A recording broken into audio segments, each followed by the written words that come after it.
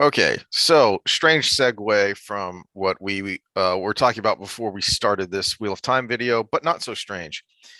One of the things, and we touched on this briefly, but one of the things that really annoyed me more in hindsight about the series was turning Neve into an orphan. Because Yeah. you'd mentioned this, that when we talk about male role models, it's not just for men, it's different for young boys becoming men because of what that male role model does. But Nani's father was incredibly important in her life because she had Mother Genna, the wisdom that trained her to be a wisdom.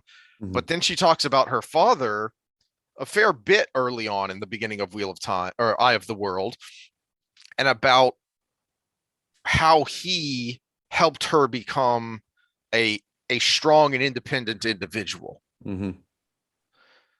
by the way that he, and it's not just because, oh well, he raised her like a boy. It was, no, he raised her like his child. He didn't treat her differently. He gave her attention. This was his way of giving her attention, was teaching Mhm. her how to stalk in the woods to go hunting or whatever. Well, there's two directions with that.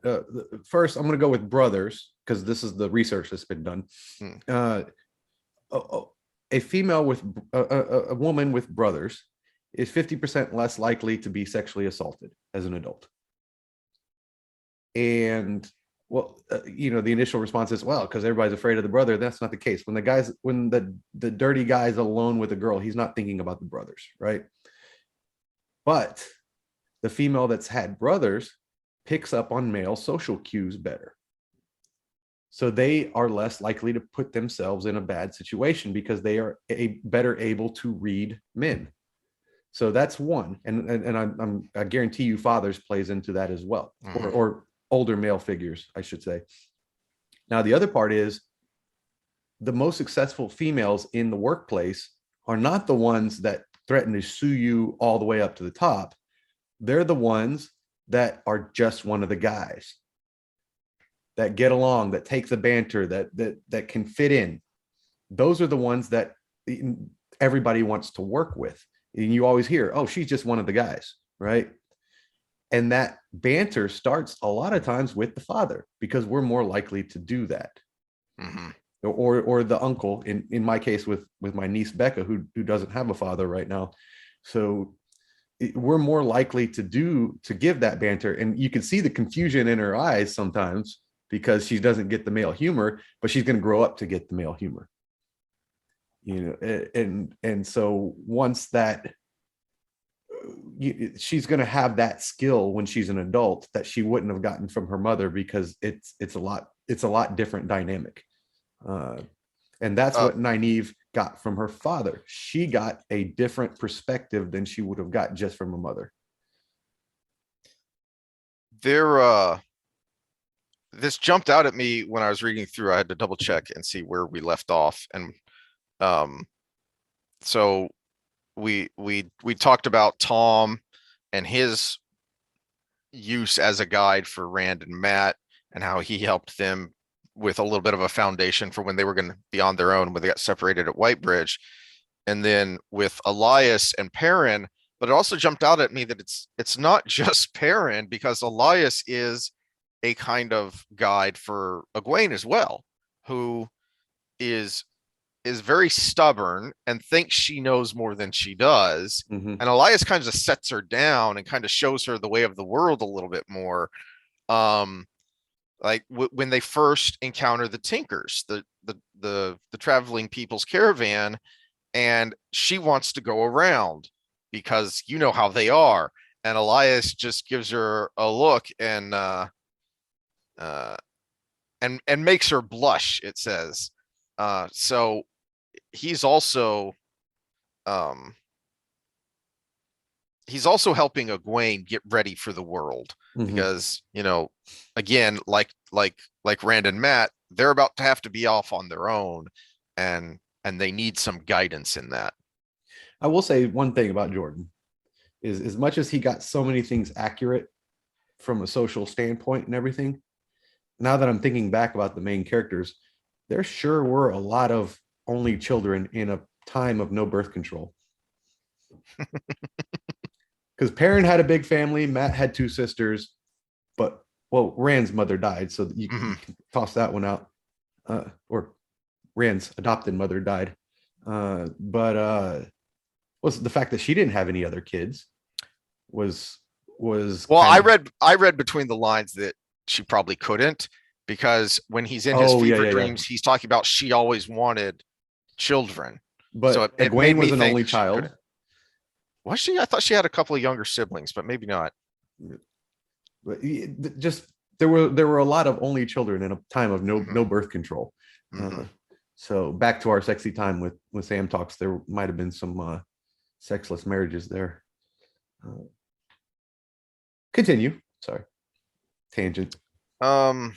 Oh well. Speaking of sexy time with Sam, I was amused by. I thought of that with page 370 when we meet Aram or Aram, however you say his name. Um. I have waited for the first rose of spring, and now I find it at my grandfather's fire. Perrin waited for Egwene to snicker, then saw that she was staring back at Aram.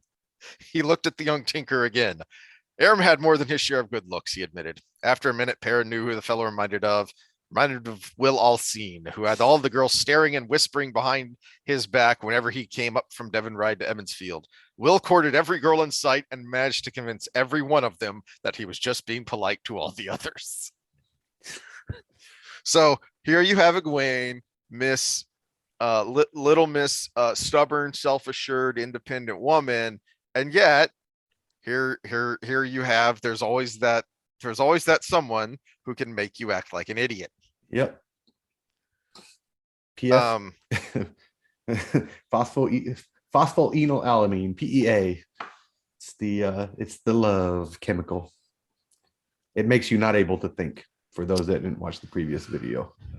um, my other note on this chapter of the traveling people is Rain is such a great small character, especially with his banter with Elyas, talking about the way of the leaf and their differences. Also, when he gives the story of, because we talked about this a little bit with the series of why didn't they set up the Eye of the World? It wouldn't have been that hard. So here Mhm. you get that first setup of Rain telling about the story of the Spear Maidens or the Spear Maiden who told this about Sightblinder wants to blind the Eye of the World, blah blah blah.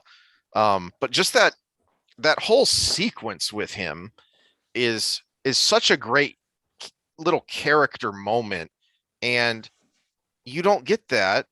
And this to me is one of the dangers of critical race theory casting. If that is informing your casting, then it's not storytelling. So okay, great, we got this diverse cast. We never saw diddly of Rain and Illa. We never got to know them in the slightest, and they Mhm. are great little characters. I'm sure on that one they're going to blame. Well, we had to do so much in just 8 episodes, and it's like, yeah, you could have set people up for a season in 8 episodes. Lord of the Rings is three-hour movies. That's Yep. about 8 episodes. But Um.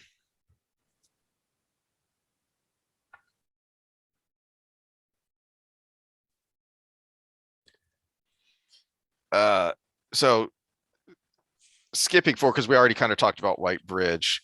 mhm. So sticking with Perrin and the traveling people. Um. I like that right away. Uh. One of the things you get from his time with Egwene, from seeing from his perspective, finally, is that he's kind of a natural worrier and protective of others. Mhm. Um, but he also has this stubborn streak. So like when he's amongst the caravan, he starts to get stubborn and annoyed that they all look askance at his axe, and he starts Mhm. walking around with it out, uh, even though he knows he's just being a stubborn old mule.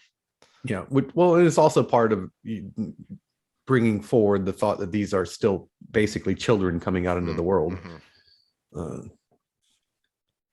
Um, his self-deprecation, which I thought was just a great point generally, because at several points throughout the entire series, every one of the three boys thinks, what would the other one do? Because he knows how to handle girls. So when the girls with the traveling people are doing their sexy time dance in front of the fire, and he thinks, what would Rand do? He knew about girls. When they all had a skill set for different kinds of girls. Yes, is really what it meant, what it came down to. They for different kinds of girls, because they had different ways of acting and reacting to the opposite sex, which is how they all end up kind of attracting completely different women to themselves. But there's also more so than most. Rand more so than most. But there's also something there about, and now I think this was originally published in like 1990, but there's something to be said there for the distortion of life in quotation marks from social media posts, which we talked about earlier.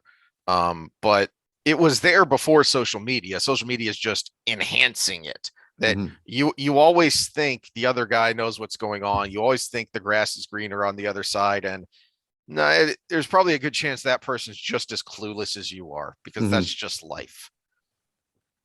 I think that was the kind of enhanced because pre-social media, we still kind of got that same vibe from Hollywood, or even something like a Playboy magazine, where it had all the relationship advice in it and stuff, and you read it because you're like, well, he must know, he's the Playboy, right?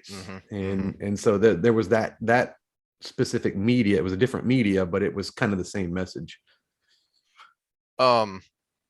The end of the chapter was wondering what your thoughts were on this, because I love this exchange. It's kind of short, but it says a lot about Jordan's take on gender dynamics throughout the series. Finally, he said, what did you spend so much time talking about with Illa? If you weren't dancing with that long-legged fellow, you were talking to her like it was some kind of secret. Illa was giving me advice on being a woman, Egwene replied absent-mindedly. He began laughing, and she gave him a hooded, dangerous look that he failed to see. Advice? Nobody tells us how to be men. We just are. That, Egwene said, is probably why you make such a bad job of it. Up ahead, Elyas cackled loudly. Yeah, that's a good exchange. So not only do you have the interplay between the two youngsters, but then Elyas, the middle-aged man, thinks this is all just hilarious. Thinks both of them are just hilarious. And again, a difference between father and mother. Mother tends to tell, where father tends to show. And so when you get that from the show, you don't take it as a lesson being told. You just kind of start imitating. You just start mirroring to some degree. Right. So no, nobody tells you how to be a man. No, but you were shown how to be a man. Which again is important, and that's where we started with Neve and her father. Her father didn't give him lessons. When she talks about the wisdom that trained her, it is a lot about, and I don't know if Jordan did this on purpose or not, but there's a great dynamic there, a great point and counterpoint, because when she talks about the wisdom who trained her, it is about the talking, the learning, the teaching, versus her father, who just took her out to hunt and trap and track, and just showed her, took her along while he did these things. Well, this might be a good complete conversation later, but I'm going to just kind of put it out there. That might be one of the disconnects with the way our school system is now. Because when you really look at the best combination, it's some schooling and then a mentorship.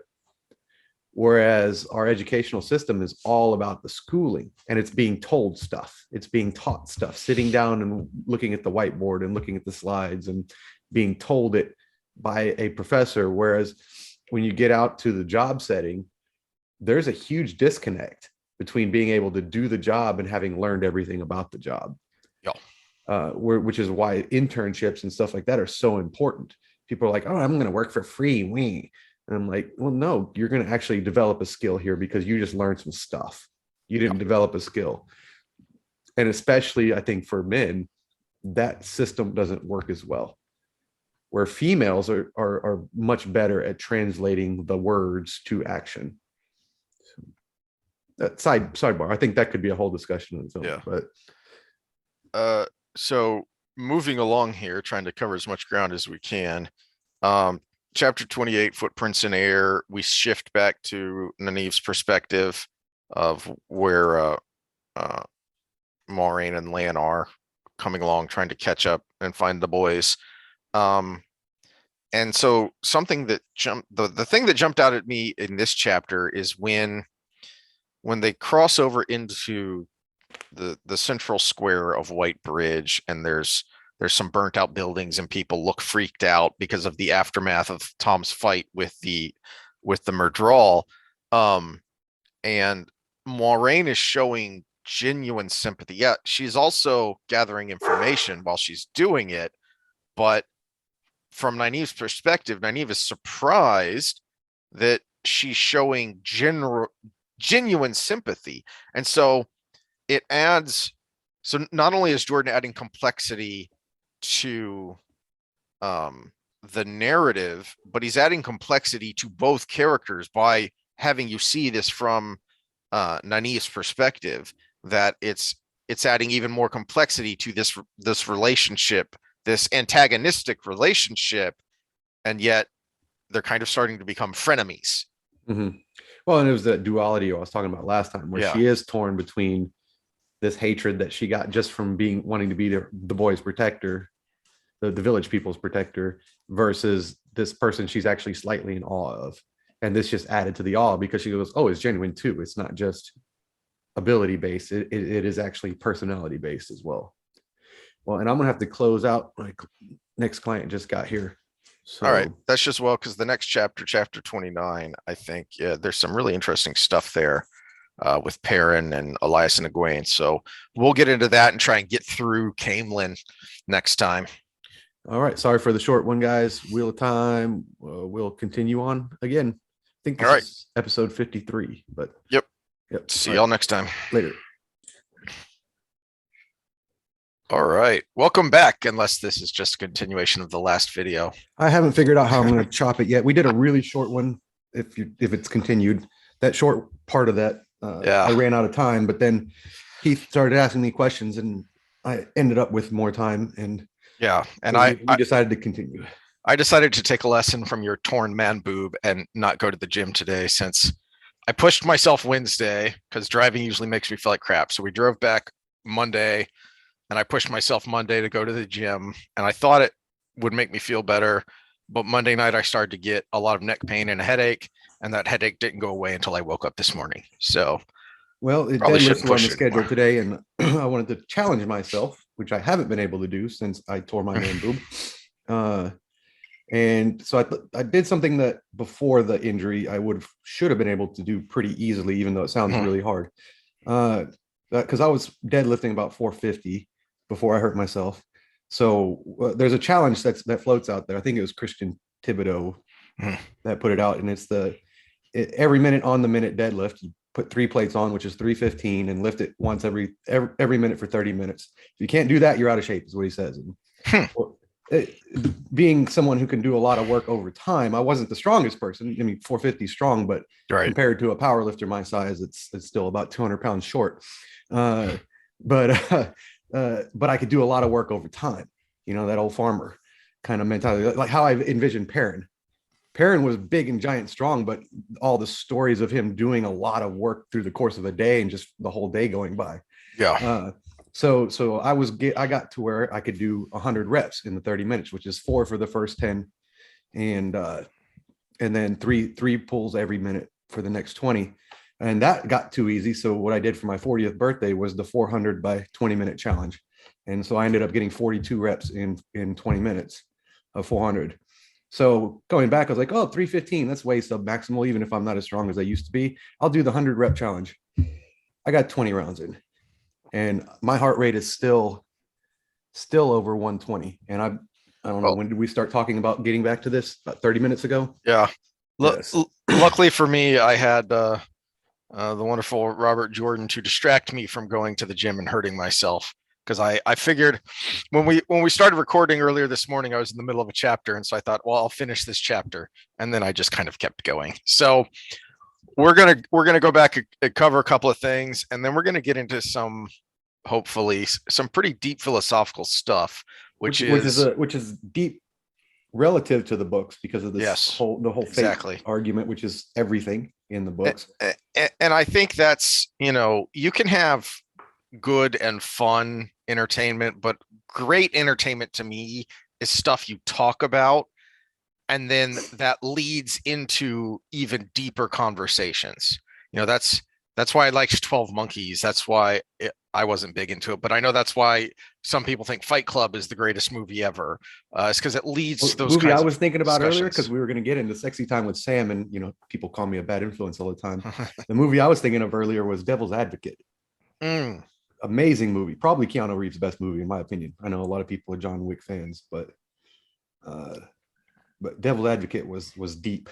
John Wick's a great action movie, but Devil's Advocate's a great performance. Great performances. Well, when we have those Sexy Time with Sam talks, people do kind of go down that route when they want to disagree with me, with the even the devil makes it sound good. He doesn't trick you by just having you do something overtly bad. He makes it look like a good idea at the time, and that was the whole premise of the whole movie. Yeah. Well, and we've talked about that. In fact, that we talked about that just today when we were talking about relationships. Is you rationalize. You see that in this book, and that's one of the great things about the way Jordan writes from a character's perspective, is that he'll show you how this character is rationalizing what they're doing, and it makes them feel more real, because it's not just a good guy or a bad guy. This is a real person, because we all do this. We all rationalize. What is it I really want? Okay, now let me figure out how to get there, rather than, the scientific method as it's supposed to be, rather than thinking things through step by step, and then you get to a conclusion. No, let me start with the conclusion I want. Okay, now how do I justify it to myself? All right. So we are going to start in chapter 29. Yeah. So there's a couple of things here. I'm going to tiptoe around this one, because I'm just going to say that I really think that Elyas is feeling, he has just this gut feeling that we need to stick with the caravan right now and take it easy, take it slow. And then all of a sudden he knows, okay, we need to get up, we need to move, and we need to move fast. I think this is laying the foundation for something that's going to become very big later, which we've kind of hinted at, but I don't want to get too deep into that. I don't think Elyas knows as well as Perrin is going to know later as he gets deeper into this thing. So I think Jordan's already laying the foundation here for something that is going to become incredibly important starting at about book 4. So I just wanted to point that out, because you see, it's one of the reasons the series is so great, is it has such a replay value, because you go back and you start seeing things that, oh, okay, I see, this is because of that down the road. And then I'd mentioned that Elyas is more than just a guide. He's primarily a guide to Perrin because of talking to the wolves, but Egwene also needs this guidance, even though she doesn't realize it. And we kind of ended last time talking about the no one tells men how to be men, we just are. And well, that's why you're so bad at it. So she has these conversations with Illa, these womanly conversations, but now she's got Elyas showing. And the line that jumped out at me,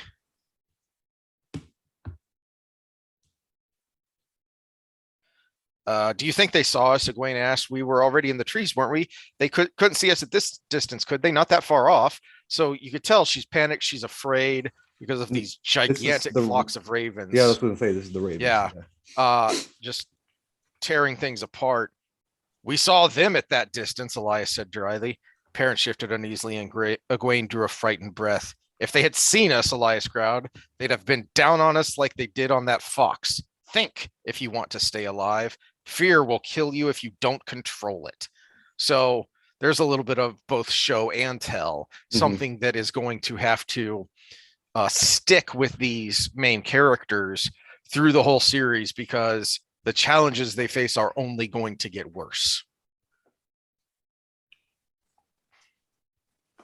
Yep. Oh, and then did you have any thoughts on, so, well, let me just get to my kind of ending thought here with Perrin. And so here towards the end, page 431, when they're on this kind of run to trying to stay in between these two giant flocks of ravens so they don't get pecked to death. And which if you're a city folk, you probably think this is silly, but just think about, you've probably seen a pack of piranhas. A flock of birds can do that. You don't see it very often, especially not the kind of birds you'd see in the suburbs and in the cities.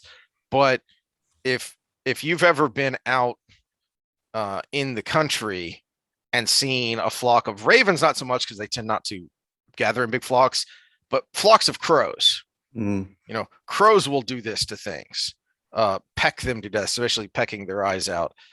So they're in some real danger here. They're trying to stay in between it. And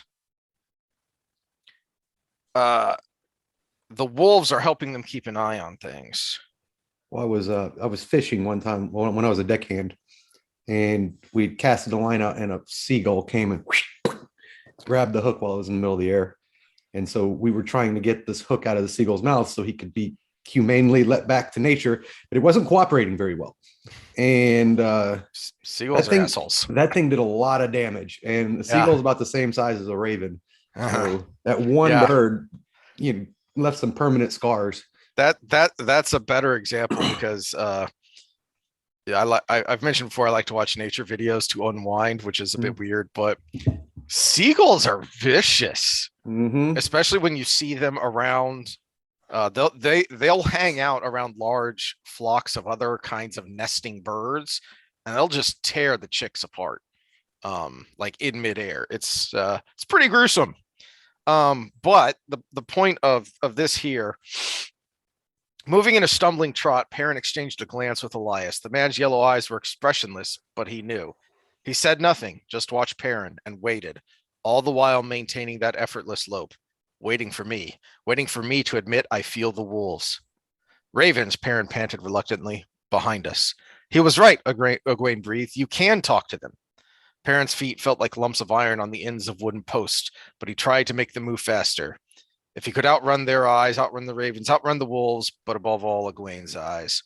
What are you? Tainted, the light blind me, cursed. So you have the beginnings here of this, kind of just jumped out at me, of why I think Perrin early on was my favorite of the three main characters, the three boys, is he's the most mature. And he's the most mature because he's the one who first accepts who and what he is, and in large part because he's forced to accept it. And that acceptance, this admittance and acceptance, is the difference between Perrin and Rand and Mat. I mean, to a large extent, Mat never really admits and accepts who he is. He just, they kind of do it in the last book. Yeah. Kind of that was one of my problems with that. The way that ended is they kind of just flipped his mental state. Yes. At the very end. But so that was, fair criticisms of the book is you will like Mat because he's a lot of fun, but if you want to see character development, Mat doesn't really. It's all kind of there at the beginning, and then he basically is who he is throughout the book until the very end. And my problem with Rand, and where he starts to get kind of annoying, is he takes so bloody long to accept who and what he is that it makes his scenes kind of boring eventually to me.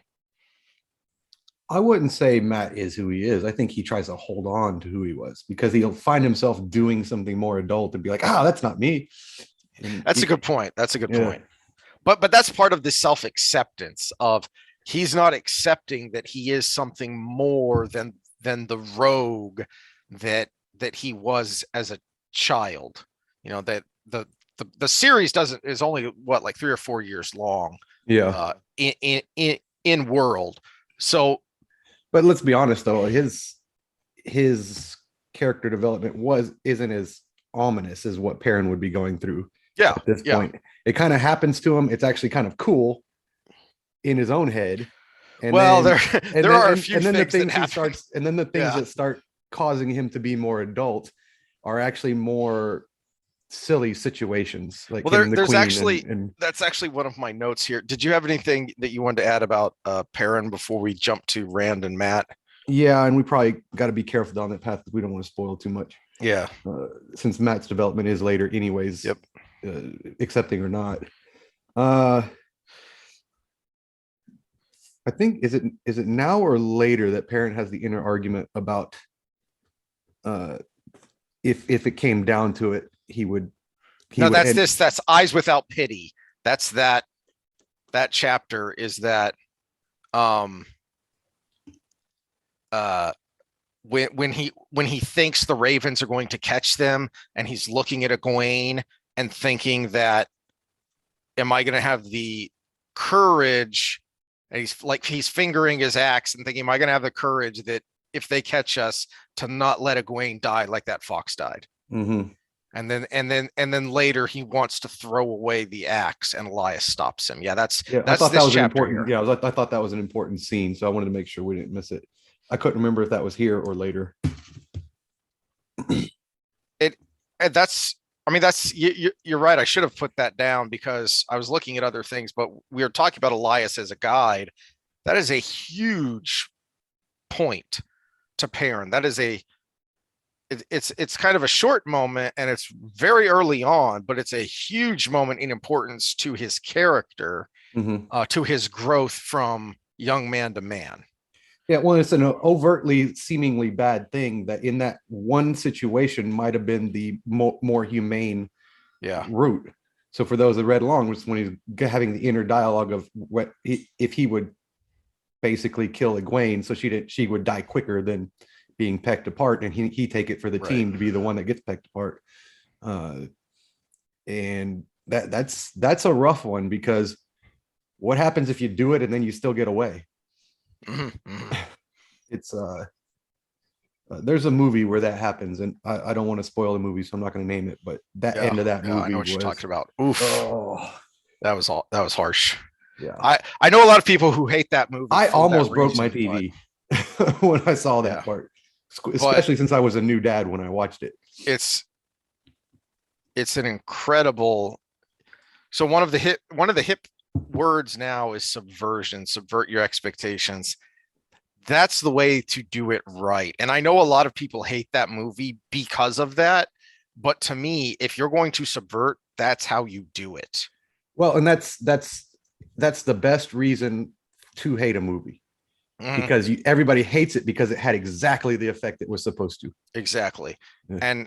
And we'll see that there are a few times. I mean, that's kind of part of Jordan's point. That was one of we kind of talked about the thought process that got the ball rolling that eventually created the story, was kind of how do you retell the chosen one trope, right?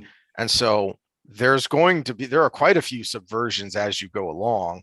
It's one of the interesting points. Let's go down a road I don't think you were going down too, because I brought up something in earlier chapter on how the boys made their decision to leave and Egwene made her decision to leave. A lot of that was surrounding the trauma involved with being young people to go through what they went through that night, all in different ways to match their character type, right?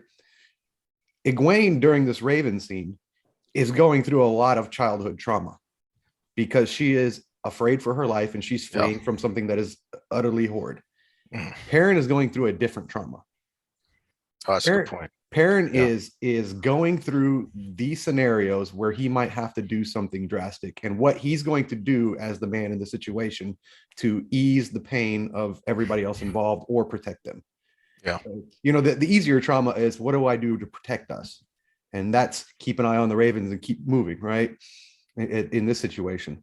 But the deeper thought of, will I have to kill her to save her from the pain? That's trauma in and of itself. And that comes out later in his character development as well. Yeah. He's putting himself through a great trauma, which is probably necessary at the time. And this is part of growing up. And again, they're probably 18 to 19, somewhere around there. The guys are a little older than the gals. To put them at the girls will love this statement, to put them at a similar maturity level. Yes. Which is the truth. It really is. Yeah. But he's going through a completely different trauma, and it's a cognitive trauma. Hers is a limbic trauma. So just wanted to point that part out. Made a Saki back. Yeah. Yeah. So speaking of character development, I'm going to jump towards the end, and then we can backtrack if you want to talk about Rand and Matt. Towards the end of Rand and Matt's run to Camelin. Okay. Because I thought this was really interesting.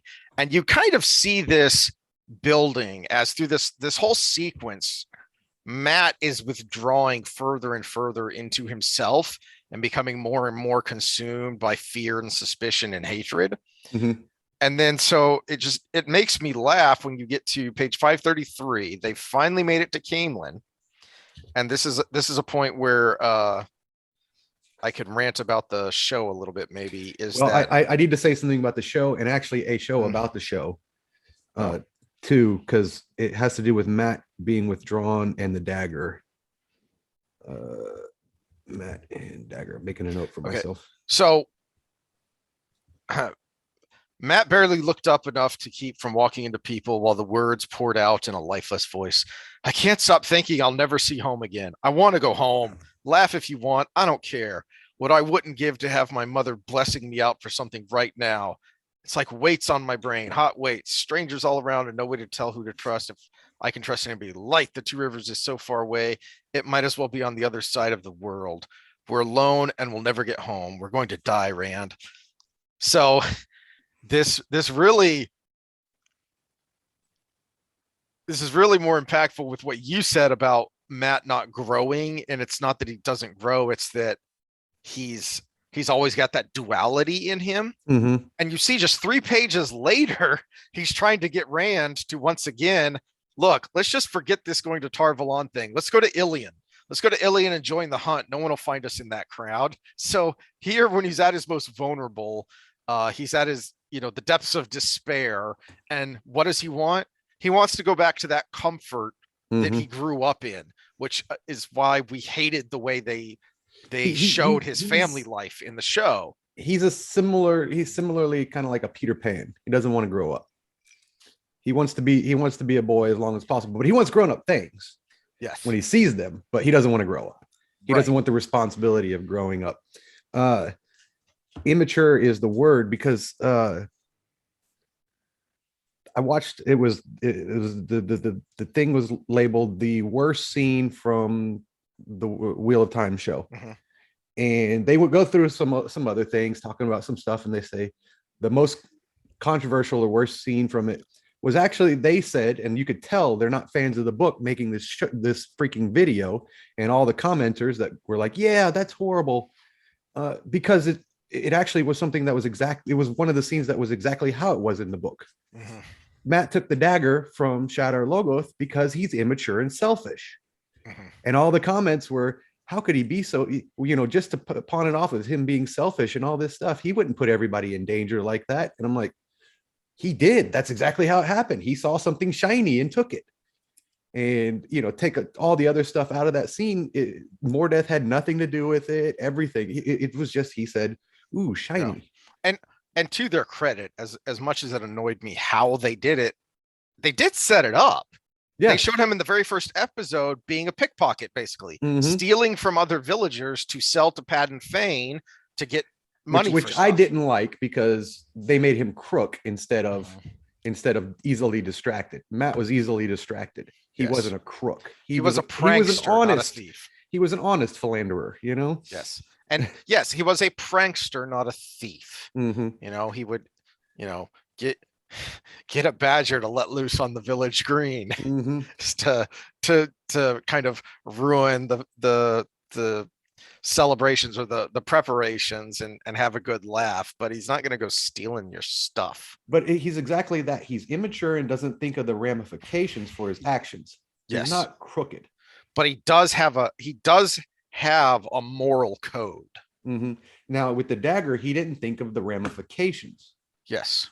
And this show was harping on how horrible the scene was because it made him look selfish and immature. And I'm like, that's the most honest Matt scene we have in the whole damn show. Uh, so obviously not fans of Yeah. the book. The one thing they could have done to make it better in the show is have him be interrupted by like shouting and yelling and him running off to see what's going on, because that was his post hoc justification is uh it didn't count because Mordeth didn't give it to me. I took it Mhm. because you guys dragged me away before I could put it back. So it's not my fault. Well, they didn't set up that in the show anyways, because Right. all you get is land. Don't even take a pebble, right? Yeah, but they could have had like Rand and Egwene hollering about something or some sort of commotion that he has to go running for, and he just kind of forgets he has it. or just something But under his breath. What's the worst that can happen? yeah, or something under his breath. But really, the biggest problem is that, like everything we griped about, they rushed things. Mhm. They didn't take the time to set up anything. So you go from him taking the dagger to him in Tar Valon, like he is in Camelin here in the book, and it's like you never got the setup. So that's Well, of course we got the setup. There was a little thing on the bottom that says 3 months later. yeah, yeah. So this whole run from White Bridge to, well, not even there, because all the way down the river as well, it starts to build. And then without Tom there as kind of the buffer, with just the two of them and homeless on the run, constantly looking over their shoulder, it builds and builds and builds. So Mhm. you see it, but underneath all of that is still Matt being Matt. Kind of like, I want to go home, and then 3 pages later, let's go to Ilian, because Mhm. underneath it all, Matt is still Matt. Mhm. So there are still times where, he's looking askance at everybody, but then he'll apologize to Rand, and he saves Rand from the dark friend lady who tries to kill him. Mhm. So underneath it all, he's still him, which is, I didn't take any notes on that run really, because it's really kind of one big action scene. I don't know if you have any thoughts on it. Well, I think we see some development where Rand starts becoming very paternal in this act, because Matt stays immature and now he's sick and immature. It- that's a, And that's a good point, is that Rand starts to become the leader he's going to have to be, because mhm. he has to be one here, because he's the one that has to drag Matt along. Yeah, and we got that started with, again, the father figure. We got lessons from Tom, Yeah. which not only teaches them the life skills they need to be on the road and survive, which they use, Right. uh, but also uh, he does kind of he does kind of take that put his arm around Rand in that fatherly way to teach. He understands who's going to be the leader of the group Yeah. right away, because that's kind of what he does throughout the whole book set of books. But uh, and then Rand has to develop into that character by force, which Yeah. is a lot of times part of growing up. Well, maybe not in this first world problems era, but uh, some of us had to take that role on early, and you develop these qualities very quickly if you have someone else that's depending on you. Uh, so it kind of, I think, again, said this is all setting up for character development later. Matt, not so much, because all we're getting now is the beginnings of what causes the holes in his mind. Yeah. Which, think of all of these things. You can caricature uh, the effects on your brain by because it is physical changes. So we get the holes in his memory with Matt, Yeah. because something is physically attacking his brain at the That's a moment. good point. That's a good point. And well, just developing Perrin going through his trauma is going to restructure his brain. Yeah, yeah, it does. It does physically. You see that briefly to begin with, when he and Egwene are trying to find a hiding place, and Mhm. Egwene says, "How can you even see anything?" And he looks around and realizes the sun is completely set and the clouds are over the moon. I shouldn't be able to see anything. And he realizes he can see perfectly well this stone formation that he's going to hide behind. He says, I felt it. Yeah, I Mhm. felt it. Well, and Egwene's going through her own personal trauma, which ultimately is going to make her stronger later. And there is a physical component to that as well, Yeah. as she begins to attach to the power. So that's a good point. So, uh, I will just literally, I like the way the run from Whitebridge to Camelin isn't completely linear. And I've read some people complain about that it got confusing and they didn't understand what was going on. But I think it adds to the the mood and to the feeling of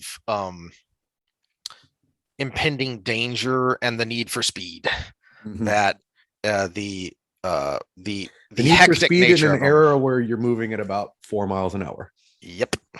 So I think if it had been just completely linear, I think it would have gotten a little boring with the running and the running. Mhm. But by Well, kind of and without without this sequence of events, you'll never have Elsa Grinwell, who turns out to be more important than you think. there's a lot of that. There's a lot of that. Have a Who wiki else is the handy. least important, most important, least important person in the books? Yeah, She have never does anything great, but she's integral in a lot of things. there's a glossary for a reason. You may have to refer back and say, wait, I know that name. That's probably going to happen a lot throughout the whole series. I mean, she's no Bella, but she shows up a lot. No, she is not the Wonder Horse. Which have you ever read? Uh is Bella a conscious nod to Bill the Pony? I've heard that, but But I'm I've never read directly that Jordan ever confirmed that I was haven't read that directly either. that was his nod, his homage to Bill the Pony and Lord of the Rings. But anyway, so finishing up this bit uh, of kind of the run to Camelin for all of them, chapter 37 and 38 are actually two of my favorite chapters in the whole series. I don't know why exactly, but I always get really excited when I get to this point when I'm doing a reread where uh, Lan and Nynaeve and Moiraine rescue Perrin Mm. and Egwene. Uh, I think one of the reasons is because you've got good action and badassery for everyone concerned. Mhm. You see Moiraine just sitting there. I mean, she's just sitting there. You know, she's like the little Asian guy who hasn't done anything yet in the Simpsons mob fight. You know, he hasn't done anything, and when he does, it's going to be cool. Come on, Marge. So she's just sitting there, and you know something's going to happen, and you don't know what. And then all hell breaks loose. Um, you have Lan being Lan, and you really get to see what a badass he can be, not just from the perception of the kids who think everyone is cool because they don't know any better, but then he's actually doing some pretty impressive things. And you get Nynaeve being cool before she gets annoying, but that's a spoiler for later. Well, um, just like my complaint about the dumbing down of the golden bees in the show. What I think Jordan does better later, but in this scene you don't get as much of it. But when you again something later that lets you want to reread, right? Is the Whitecloaks as a whole are pretty badass. yeah, They're a well-trained elite unit in general. there's a reason they are tolerated in other nations. They are an extra military, extra police force, Mm-hmm. and yet they are tolerated. And in our modern thinking, there's no way you would tolerate something like the Whitecloaks, you know, rolling in from Mexico into Texas. We'd be like, oh hell no, screw you. We're Mm-hmm. get out of here. But they have enough authority that they can just roll around like that. And sometimes they have to tread more lightly than at other times, but there's a reason why there's this tension there between them and the rightful lawful authorities of a place, because they are a significant military force. But what they aren't is what you see here, which is they are a stand and fight kind of military. Mhm. They are not equipped to deal with someone like Lan and Nynaeve. They're not It's kind of equipped for guerrilla warfare. exactly. And so and that's one of the things I really like about this this sequence when Nynaeve is sneaking up there is you get some great interaction between her and Lan. I mean, you're really setting something up here that's going to pay off at the end of this book, but then through the whole series of that interaction between them and that very slow growth in Nynaeve for her respect and admiration for Lan that turns into something more. Hey, pause for a second. I got to check on the dogs. They're making an awful lot of noise. They just give them a rawhide to chew on. That should do it. Okay, so you're talking about Lan and Nynaeve when we paused. Just that, and that. Well, so page 574. Hopefully, I wrote down the right page. I wrote down the wrong page last time. I don't know if you're going to talk about them or not, so I'm going to put a pin in something.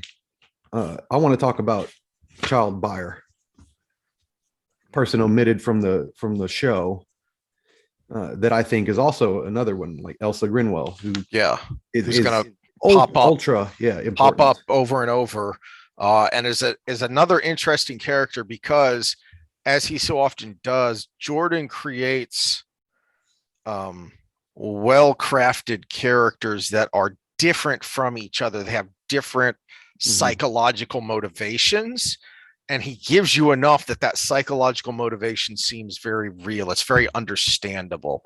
And with Child Buyer, it's very frightening because of what he is. Well, and it's that thing that lives inside us all if we succumb to the occult, realistically. So yeah, it is that. I mean, he's a true sociopath. He's a true believer and a true sociopath, which is weird to have those two things together. I don't think they really. True sociopath is probably wrong because true sociopaths know they're doing wrong. They just don't have the empathetic ability to. If you are outside of his group, the children of the light, you are nothing. If you are outside of his group, he has absolutely no empathy for you. This is a good lesson in implicit bias, right? So it is harder to have the cognitive compassion and empathy outside of your group than it is inside of your group. And the further indoctrinated you are to your group, or narrow-minded you are to your group, the harder the flip side is to it. So the Whitecloaks talk about the light and everything, but they lack that universal compassion. They think of things as black and white, and so darkness and light, right? So they are the light. They believe other people can be shown the light, but they have no compassion for people who refuse to see their light. Yeah, it's not just black and white. It's their conception of the light is also very narrow. So to most people outside the world, it is black and white, but the white has a pretty wide avenue. It's a pretty broad boulevard, and for the children of the light, it's a very narrow alley. And you better not deviate from it. And we don't even have to demonize any one real world religion to know that pretty much all of them that have a good and evil element has had this faction at some point or another, and we've seen the extremes of it. Everything from jihadists to the Inquisitions to the Salem witch trials, the communists. This is communists. This is what Orwell was talking about. This is what inspired Orwell, is because he saw this in the Spanish Revolution. Is that you don't have to have a religion. In fact, you can be an atheist, but if you have an ideology, that's the key word, an ideology that is so radicalized, this is what it can lead you to. And Child Buyer is that in a person. Yes. And he's not completely a caricature either, because these people exist. Yes. contrasted with Lord Captain Bornhold, who is he's a grandfatherly man. He's a As believer, he's but he is a reasonable man. yes. Okay, so where I was going with the end of this, though, of after they rescue and Lan gets back with the two youngsters and the Neve isn't there, and he turns to go, and Moraine stops him.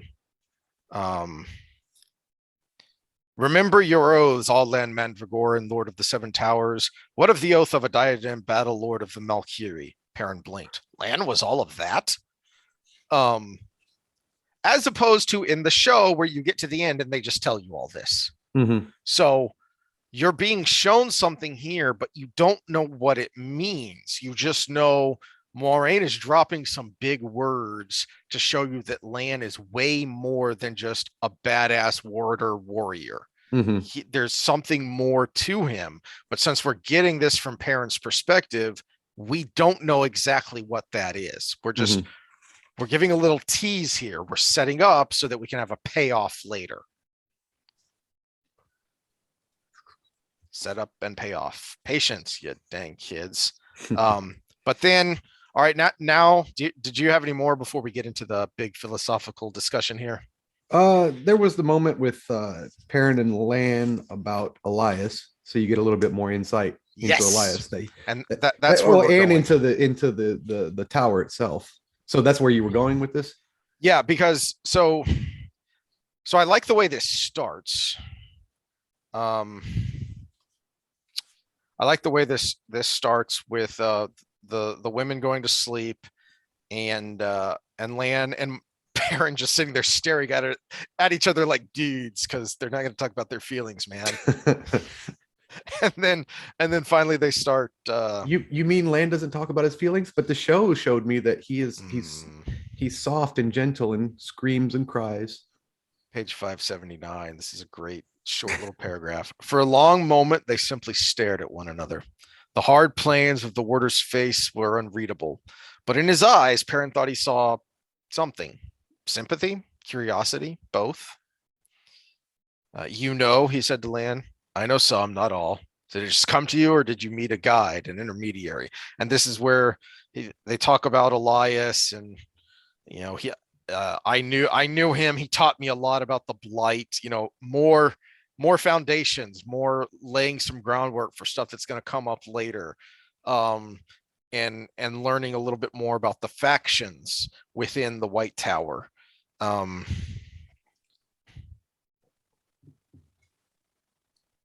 All right. Yeah. So this is a longer passage here, but this leads into what we were going to talk about. So towards the bottom of page 579 there.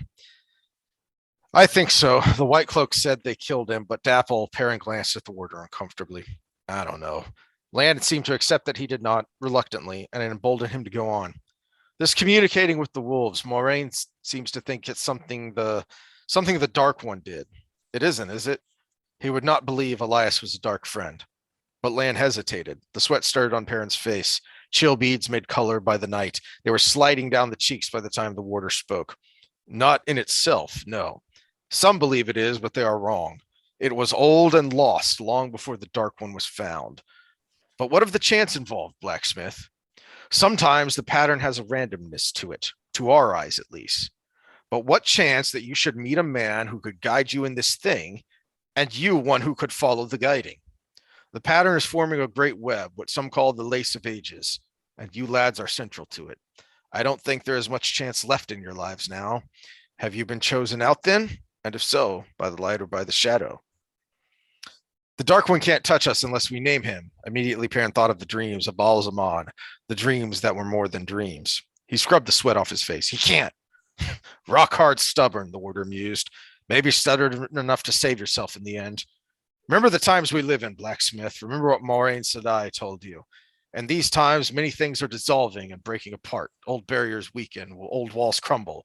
The barriers between what is and what was, between what is and what will be. His voice turned grim. The walls of the Dark One's prison. This may be the end of an age. We may see a new age born before we die. Or perhaps it is the end of ages and the end of time itself. The end of the world. Suddenly he grinned, but his grin was as dark as a scowl. His eyes sparkled merrily, laughing at the foot of the gallows. But that's not for us to worry about, Blacksmith. We'll fight the shadow as long as we have breath, and if it overruns us, we'll go under biting and clawing. You two rivers folk are too stubborn to surrender. Don't you worry whether the Dark One is stirred in your life. You are back among friends now. Remember, the wheel weaves as the wheel wills, and even the Dark One cannot change that. Not with Moraine to watch over you, but we had better find your friends soon. So a lot in there that I love. You get Lan talking more than he's ever talked in the whole series so far, and showing that. Well, that goes back to that passage you read at the top of 579. What was in his eyes? Sympathy, curiosity. Well, I think that sympathy was there, and there was probably, I guess, I would even say a moment of, how much do I tell this boy? Yep. I don't want to break him mentally. And we're going to see that explicitly in the next book, of that Lan has kind of taken on a fatherly big brother kind of feel for the boys, because he's helped train them, he's helped guide them. And so you have some of that here, as well as just kind of the deepness of understanding the philosophy of the world, the philosophy of the wheel. Well, let's get in Lan's head a little bit, because we're both fathers, right? And there are moments where you're teetering on the edge of, is it time to explain this thing to my son? And if so, how much do I explain? Like the birds and the bees, right? Is it the right time? And how much do I say at this moment? And Lan had those figures in his life. He said Elyas was one of them. You meet some of the other ones later, when he goes back up to the borderlands. And so they were there, but he really never has been that person for anybody, because he's been attached to Moraine since he was a young warder, and they've always been traveling around. He wasn't one of the warders that stayed and taught other warders. He's never been a mentor before. He's been a traveler. So now he's having that mental battle that a lot of first-time fathers and mothers have of, is this the right time to explain this? Are they ready for it? How much do I explain? You know, my son's right in that spot. He's 12 years old, where it's like, he's starting to figure stuff out, and we got to make sure he goes through this the right way. But how much do I go into when it comes to that? So I think that hesitation in Lan's eyes has a lot to do with that. You know, speaking from that perspective, because he's never done it. He's never mentored anybody. I think I've used this example before, but when I first started coaching youth wrestling, it's an incredibly complicated sport. And it's not like baseball. When I started teaching my son and daughter how to throw a baseball, it's a more linear step-by-step process. Okay. But when you're wrestling, it's a much more complicated process, because there are more variables involved in a move in and of itself, but then you complicate that exponentially because you've got another person there. So what are they doing? And that complicates things. So I initially tried to coach the way I tried to coach when you first started, and I was teaching you what I knew. But you were older and more mature as a high schooler, and also as someone who was athletic. So when you're talking about elementary kids, these are kids, a lot of whom are just beginning to start athletics. So they don't have that physical, let alone mental background. And I learned very quickly, you cannot tell these kids everything there is about a move or about a situation. Well, and I also have something that a lot of kids don't have these days, which was a positive part of my childhood, is I have an older brother. And one thing my mother did very much right is she let us free play, right? We were very much free range children. Part of that was because she was always working. And the other part was just because she believed that we should just be normal kids. You know, it doesn't matter that we're poor. It doesn't matter that I had a heart condition. It doesn't matter. Just play, work and play. Work, you know, you're going to school all day, go outside. You're not allowed to come in till the sun's down, you know? So we fought every day physically. And because he's 2 years older and a big dumb ogre, he beat me up every day. But going into meeting you and or not meeting you, but starting to do the wrestling with you and everything, well, I had all the body control and proprioceptive properties you get from doing the act. I just didn't have any skill training. Yep. And so I had that baseline that just needed that little bit of education. Yeah. And then I learned teaching elementary kids that, man, I am overloading their brains. Mhm. So then I learned I had to watch and think first. I had to Well, watch. their brains are doing two things at once too, because their Exactly. brain is also learning the physical component. Because what do parents do now when two kids are wrestling? Y'all better cut that out. Yep. Someone's going to get hurt. Yep. Whereas my mom was, take it outside. well, if you get hurt, don't come crying to me. That too. Yeah. Too. Take it outside so you don't break anything. And if you get hurt, don't come crying to me, because I told you. Yeah. So I learned you have to watch and you have to think of, okay, what does this kid need to know most right now, and how much can he handle? Because for some who had more of a, as you say, a natural physicality, you could give them a little more, you could teach them a little more, you push them a little more. Mm-hmm. But for others, it's like, you got to teach them how to crawl before you can teach them how to run. Mm-hmm. And that's where some of them were. And I think that's why I was pretty good in the mixed martial arts realm. Wrestling was harder to transition for me because there's so many rules. Yes. And there's so much structure to it. Whereas you get a little more freedom with the mixed martial arts. But, my brother was so much bigger, and I would fight with him and his friends who were all older too. And we would box, we would wrestle, we would go, catch can wrestling, old school, Abraham Lincoln backyard wrestling, and everybody was so much bigger than me. So I get to an arena, I'm like, you mean we have weight classes? You mean that guy's going to be my size? In fact, I might even be bigger if I cut a little weight. I still fought like a little guy when I was bigger than my opponent. And that's like the Dennis Rodman story. He grew late in life. Yeah. So that's why he was so scrappy in the paint, because he was 6'9", but he played like someone who was 6'2". And he had all those skills surrounding that. So it was a good transition. What did this relate to? So we can sake back to Wheel of Time. It was Lan trying to guide Perrin. Yeah. And here he is. Perrin has gone through some serious S. Mm-hmm. And he has changed physically and emotionally. And so now you see Lan opening up to him, and we can talk as men now. Mm-hmm. Well, I think we can even go back to the developmental part, because look at these three boys' backgrounds, and the girls as well. But I'm going to stick with the boys because we have more experience being a boy than a girl, so it's a little easier discussion for us. Mm-hmm. But Perrin's blacksmithing, Matt's always causing mischief and having to sneak around and do his thing. Rand and his time with Tam doing the flame in the void, and even the scene way back in the beginning where he's cutting wood and he goes into the void. Yeah. And so all of those things were things they started very early in life. And then Lan is the instructor that says, this thing about you, this is how you apply that thing. This is how you apply that thing. And there's the transformation. It's not, again, it's not telling, it's something that's developed throughout their life.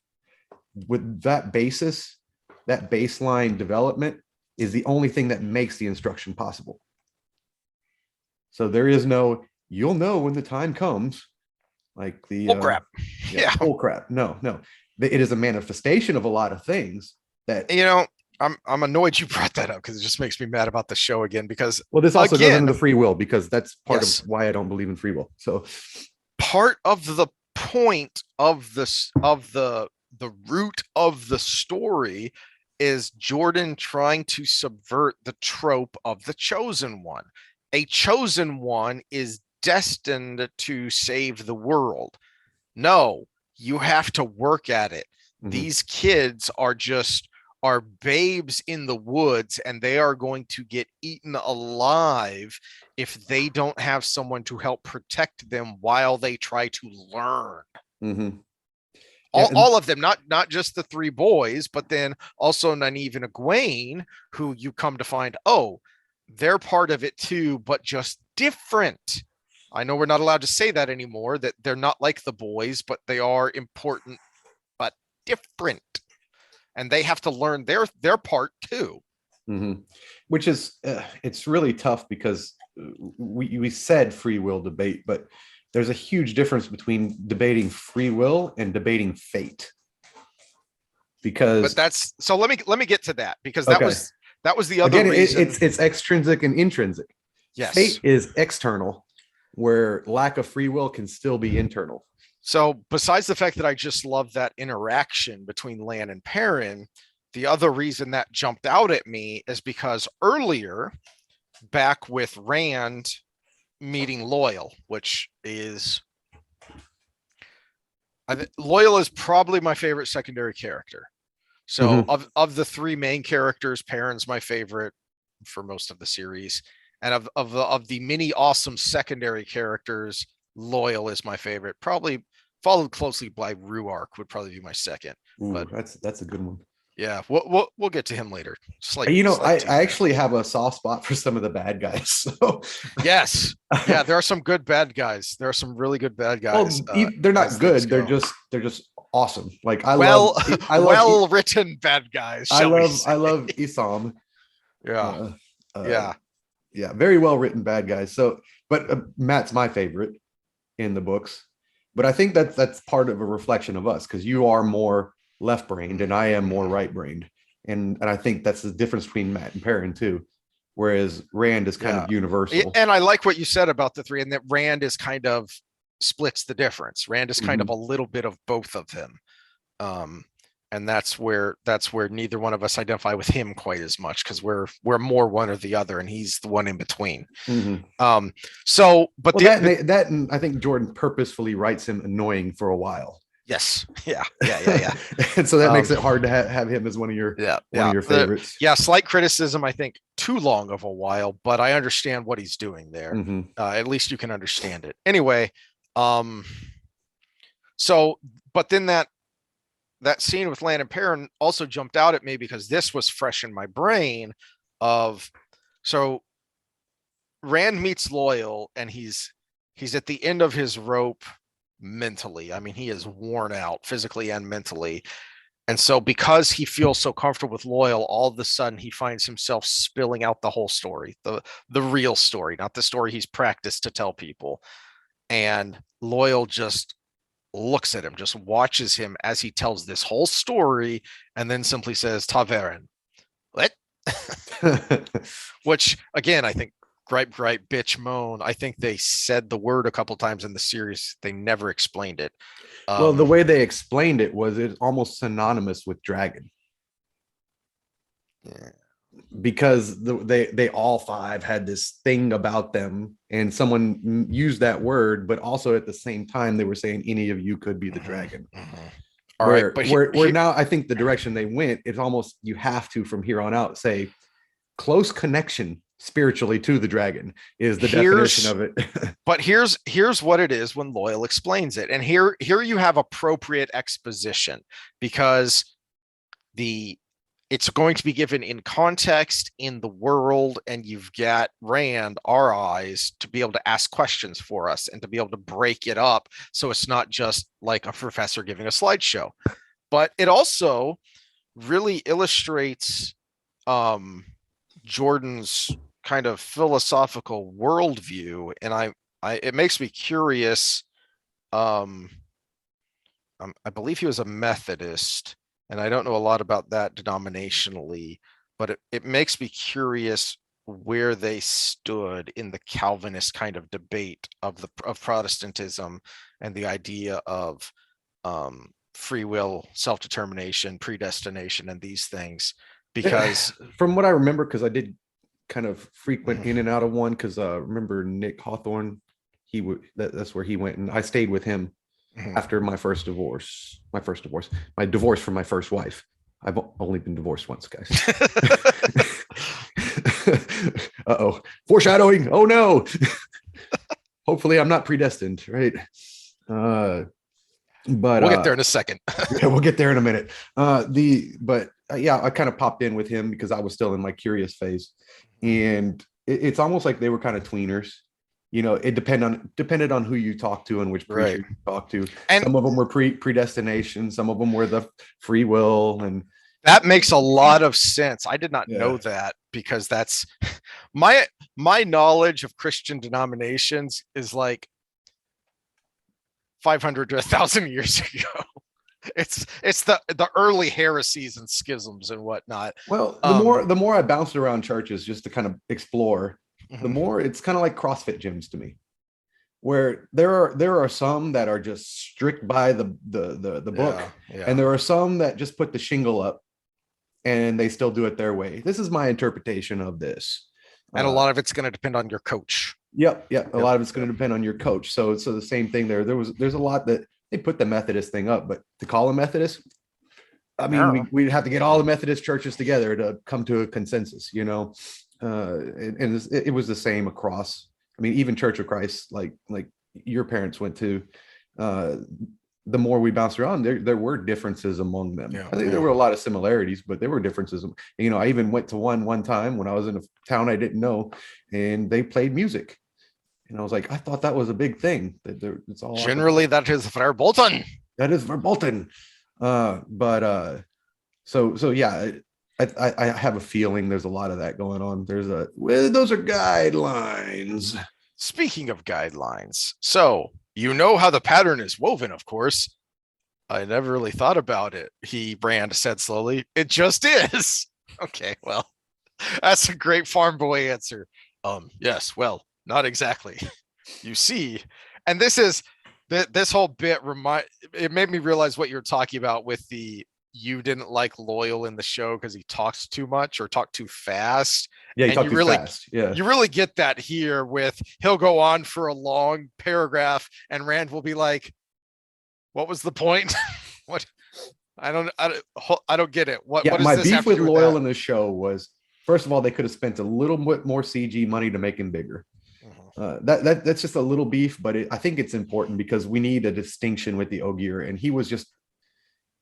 I mean, I have friends that size, He you was just know. barely taller than Rand, yeah.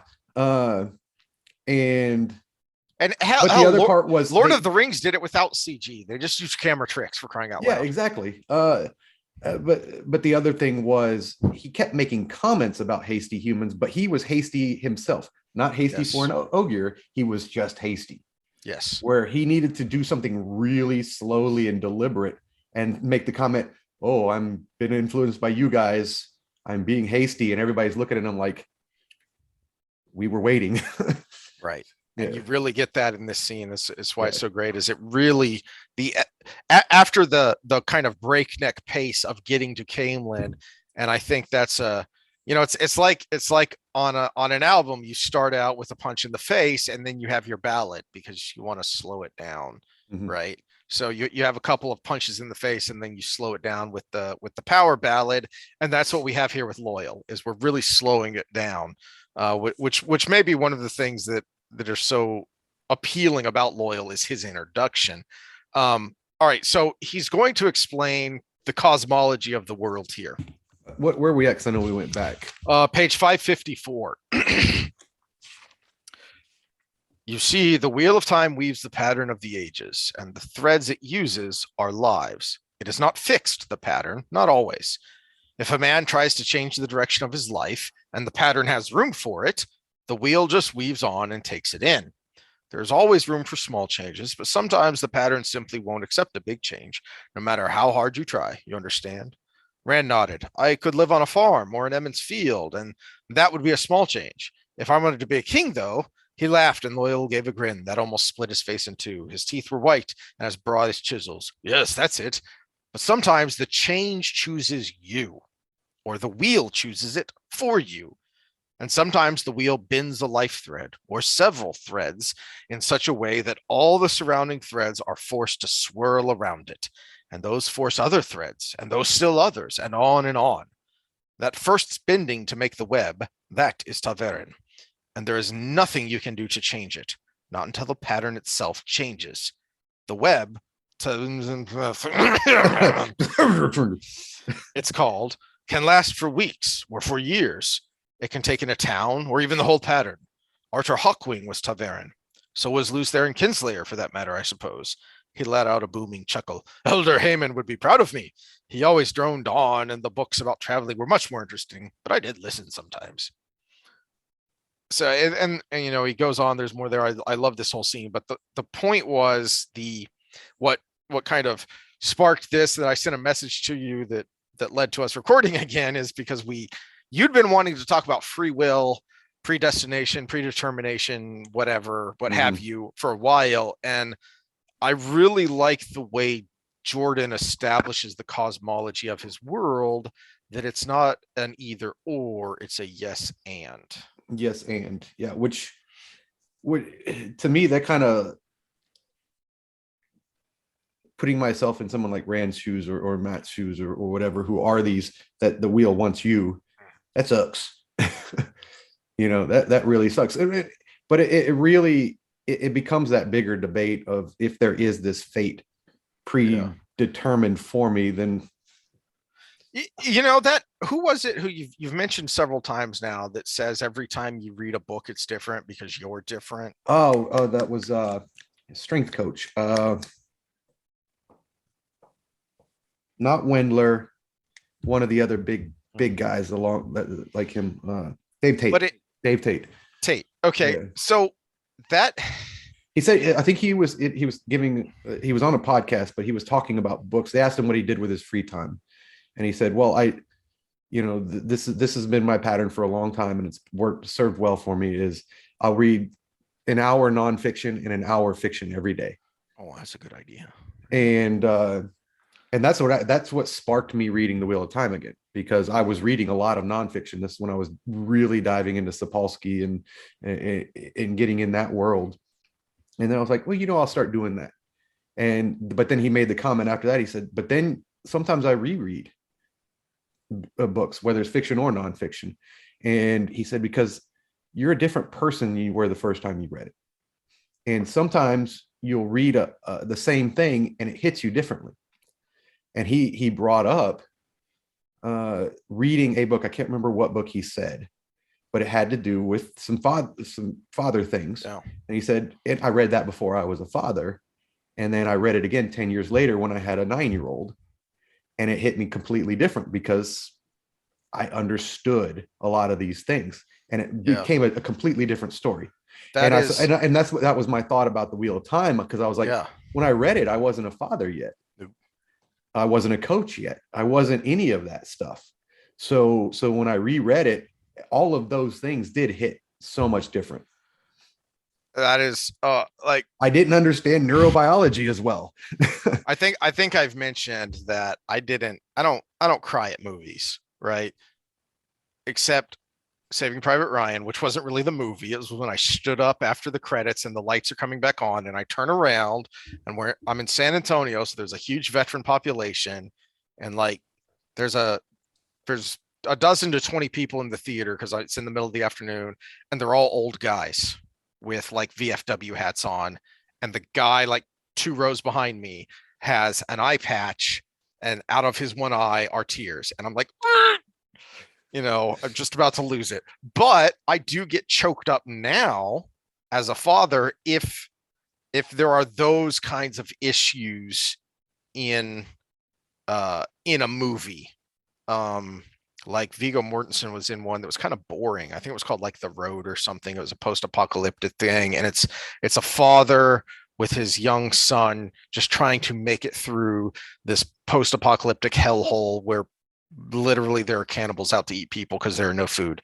And the movie was mostly crap, and yet there were scenes that were touching, because if I was 20 years old, I just would have turned the movie off because it was boring and I didn't care.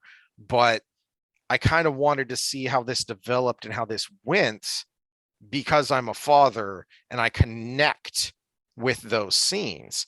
So whenever you introduce this series to me, 18, 19 years old, 18 to early 20s, when I'm reading I think this, when we first read it, we read it as the boys.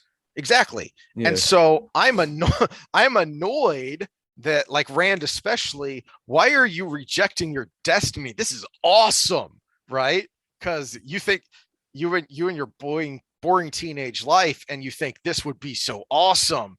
But Jordan is writing this from the perspective of someone who did, I think, 2 combat tours in Nam, someone who's a husband. I can't remember if he was a father or not, but this is a middle-aged guy looking back on his life Mm-hmm. and writing it from that perspective.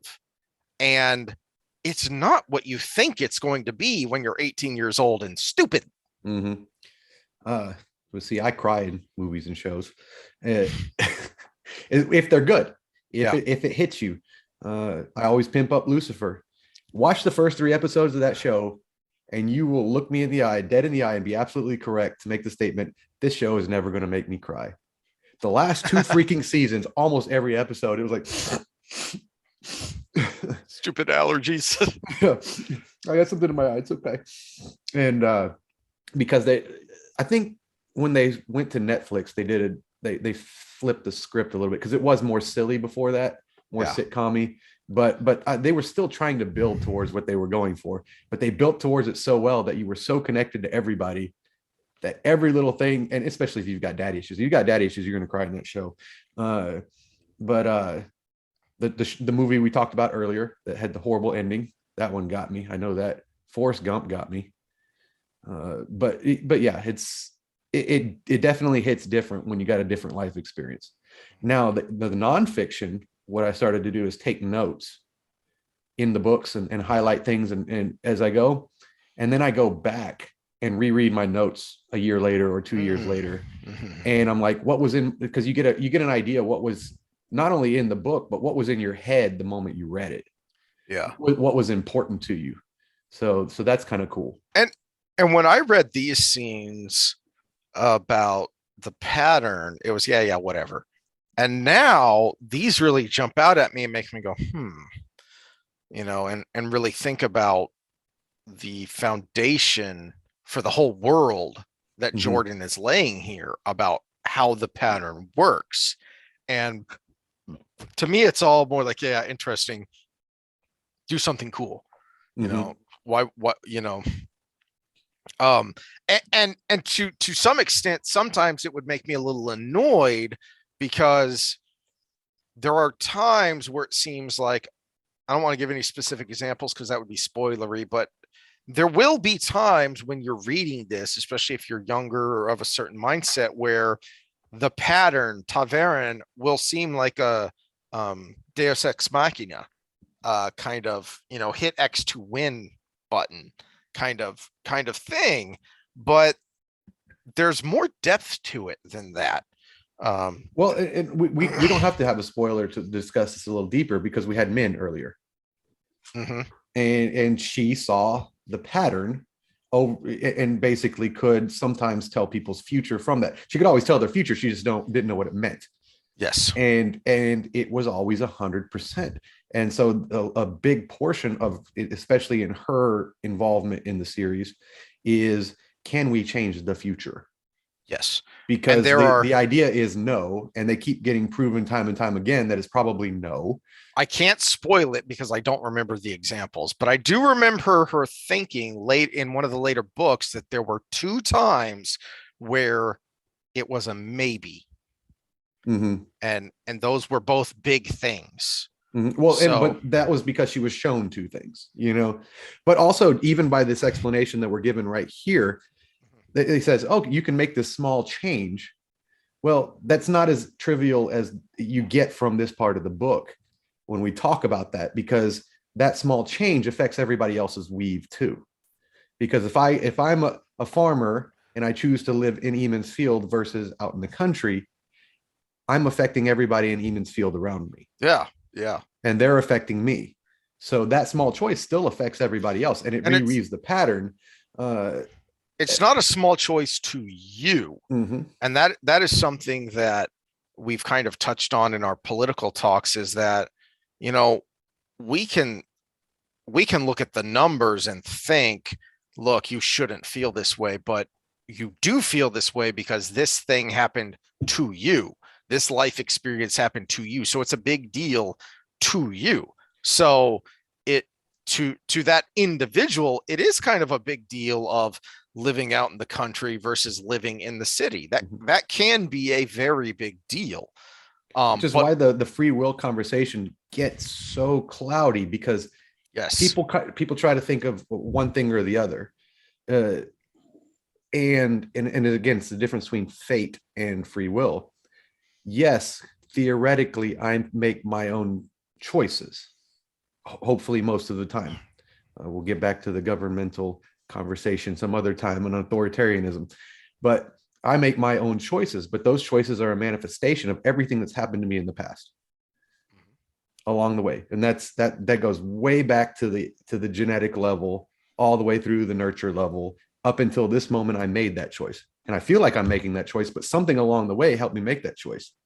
Good example is, we just talked about movies. In your head, think of your favorite movie. Okay. So you would think of that as an individual personal thought, right? That you had complete control over. Except I didn't, because we just talked about Saving Private Ryan. So the first thing that jumped in my head, because it's in my top 5, is Saving Private Ryan. And then I thought the original Star Wars trilogy. And not only that, so yes, that plays into it. That was one direction I was going to go. The other direction is, what if you'd never seen that movie? What if your favorite movie's still out there? What if you never see your favorite movie? So it's an interesting thought. Yeah. Having had that experience in the past determined your thought today. And you actually see this in the practical as well as the philosophical in the book, because he talks about, and again, this makes more sense if you understand Jordan's. By the way, a side note on that. You're welcome, guys. It takes 25 minutes for Sam Harris to do that same analogy. Famous slow talker and famous over talker. Yes. So you see that in the series with things like Land trying to teach Rand how to use the sword, and it needs to be an extension of your arm, not this extra thing you're holding. And when you know this from sparring, let alone being in the ring against a live opponent, is there are times you have to react. You can have a game plan, but there are times you have to react because the necessity for action, the window is shorter than conscious thought allows. So I once heard an SF guy explain it this way as luck. I don't believe in luck. Luck is when preparation meets opportunity. And that's why you drill things. That is, especially when it's something life or death. But even if it's not life or death, my mom taught us 6th grade math, and she was a big believer in drill because she didn't want you to have to think your times tables. She wanted you to know them. So that if you just saw 5 times 5, you didn't have to think. You looked at it and said 25. Because that would help you do more complicated problems if you didn't have to think through that smaller problem. So rebellious Sam, lessons learned the hard way, by the way. So let's go back to 3rd grade. Were you in Lavernia in 3rd grade? I know you were there 5th and 6th grade. That's when we moved there, was the beginning of 3rd grade. Okay. Yeah. Do you remember Miss Sims? Miss Sims is who I had for 3rd grade. Okay. She also was in charge of the reading and vocabulary, right? And she did the typical write your word and definition 10 times each word, take the quiz at the end of the week. Well, Mr. Smart Sam, not street smart at this point, apparently. not read your audience smart at this point, but I knew the words and I knew the definitions. So I refused to do the write them 10 times each and do the drill. And so I would get to the end of the week and I'd take the quiz and get 100 and blah, blah, blah. Then I got a report card that had an F on it. And I got pretty sore in the butt from that. And because I had a 0 on the homework grade. And it was a lesson learned the hard way. Now, fast forward to the future. She wasn't teaching me the words and the definitions. She was teaching me how to drill. Yeah. And that lesson I didn't learn till my second go around in college, after I had to drop out, pay back all the bills, and then get back in. Because when I got to college and things were too hard for me to just look at the book once and do it, Yeah. I had no experience drilling. That skill I should have learned in the third grade, again, over time, right? I would love to have just learned the word and done it in college, but no matter what my mind could do, I couldn't will it into being, right? Free will. I could not will this thing into being because I didn't do the work earlier. I didn't develop this brain pattern that I needed that first go around in college. So I had to spend time becoming better at drilling myself and forcing myself to do it in order to do that. Let's go back to the wrestling thing. Did I choose wrestling in high school because you were my friend? Did I choose wrestling in high school because I knew I would kind of have a propensity towards it because I did it every day at home? Did I choose wrestling in high school because, well, it was getting to the point where everybody else was bigger than me on the football field? Did you choose wrestling because we were contrarians and it was just you and me? Yeah. And because it was kind of cool that Mr. Strecker was the guy signing off on it. And it turned out he was a big wrestling buff, even though he was the computer guy. Yeah, he was a computer science teacher who turned out had wrestled at the Colorado University. You want some of the best one-liners no teacher would get away with right now either. Oh, or some village is missing an idiot. Yeah. What do you tell that kid one time? You're as dumb as a wall. Yeah. But again, did I choose that because of all those other things, or did I choose it because I thought wrestling was cool and I wanted to wrestle? So when we get into the free will debate, it's difficult because you also don't want to go down the predestination route, because am I destined to be my father because he was my father? Or your stepfather, because he actually had a longer time to do that. One was the nature and one was the nurture, and you have a lot of influence from both. And neither one of them were good. Neither one of them were good. There's a dual, and the bad thing is you could take on the bad traits of both. Yeah. And or you could completely rebound in the other direction, which almost might not be positive, right? Mm-hmm. So well, I think I've mentioned this before. I mentioned this in our Chatting with Candace Sexy Time with Sam episode, is that, there are former porn stars who become super evangelistic religious because they go from one extreme to the other, mm-hmm. because their personality that led them into the porn in the first place, their propensity for that extreme, then when they become disillusioned with this, flips them over here. Well, there's an addiction level to that. You said propensity to the extreme.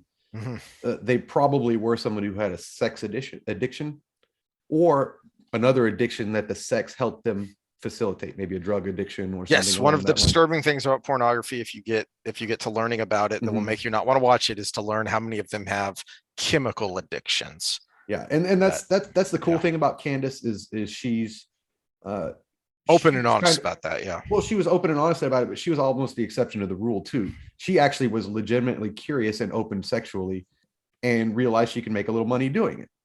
But she also, because of that mentality, set rules for herself in that arena and didn't suffer a lot of the abuse that goes on in it. Set rules for yourselves. That's something we need to remember the next time we have relationship talk, because that's a good point. Yeah. And then, so you take someone who's in it from an addiction standpoint, they lack the ability to set those rules for themselves, and they can basically put themselves in the abuse environment. Yeah. So it is no excuse for the abuser, but it's also no excuse for them. Yeah. So they kind of put themselves in there. But when you talk about religion, a religion can actually be an addiction as well. Yes. That's why you see so many alcoholics become born again Christians, or former drug abusers become like the most zealot. Well, that's why you have Jordan Peterson spending so much time talking about religious principles and religious stories, because there is a psychological component there mm-hmm. that is necessary to human development, mm-hmm. to being a well-rounded human. and then you can argue, you can debate, you can think for yourself whether or not religion per se is how you fill that. I can't remember who coined the term a God-shaped hole in your heart. Mm-hmm. So it's up to the individual to determine how to fill that, but something's going to fill it. Mm-hmm. Well, so when we talk about making decisions, again, this is the free will debate. Mm-hmm. Yes, I can make an infinite amount of decisions around any topic. And I have consciousness to do that, but that's going to be influenced by everything else before it. Not only is it going to be influenced, it's going to be influenced in ways I don't even know. Mm-hmm. And so when we say free will, it's a component. What we call free will is a component of all those other things. Now, that could, again, lead to an unknown future. And we have a thing called luck in our lives. Some things are our decisions and some things just happen to us because we're in a dynamic world where everybody else can make their own decisions and where nature does its thing and where things we don't even understand yet in the quantum physics realm happen, right? So all of these things happen to us. We react to them. How we react to them is determined by our past, present, or past and genetic makeup. And I consider that part of the past. So when I say past, I mean all of that stuff leading back. So the best explanation I've heard is to quote Robert Sapolsky is free will is nothing more than the parts of our brain we don't understand yet. And that's not such a bad thing. Because with that thought, you can adjust how you go forward in life because it's not predetermined for you. You can identify the tendencies you have. Now, if you want to call that free will, still influenced by other things, society and trying to be a better citizen and all of those things. But yeah, if you want to call we make our own decisions free will, okay, whatever. But what influences those decisions, those are kind of out of our hands in ways that we don't even know. Well, I'm curious what you think and why I texted you and how we ended up recording again already is about Jordan's idea of a little bit of both, right? And that's what Loyal was explaining here was it's a little bit of both. And while you think about that, and how that applies before I give my own thoughts on free will is I think a good a good analogy of what you're talking about the reaction is the last time I'm pretty sure we full on sparred with each other. It was shortly before you left Stillwater to go back to San Antonio, and you nearly gave me my 8th concussion, and I nearly poked your eye out because we moved in particular ways. We were both trying to cut the angle on each other, as I recall, and that provoked a reaction based on our training.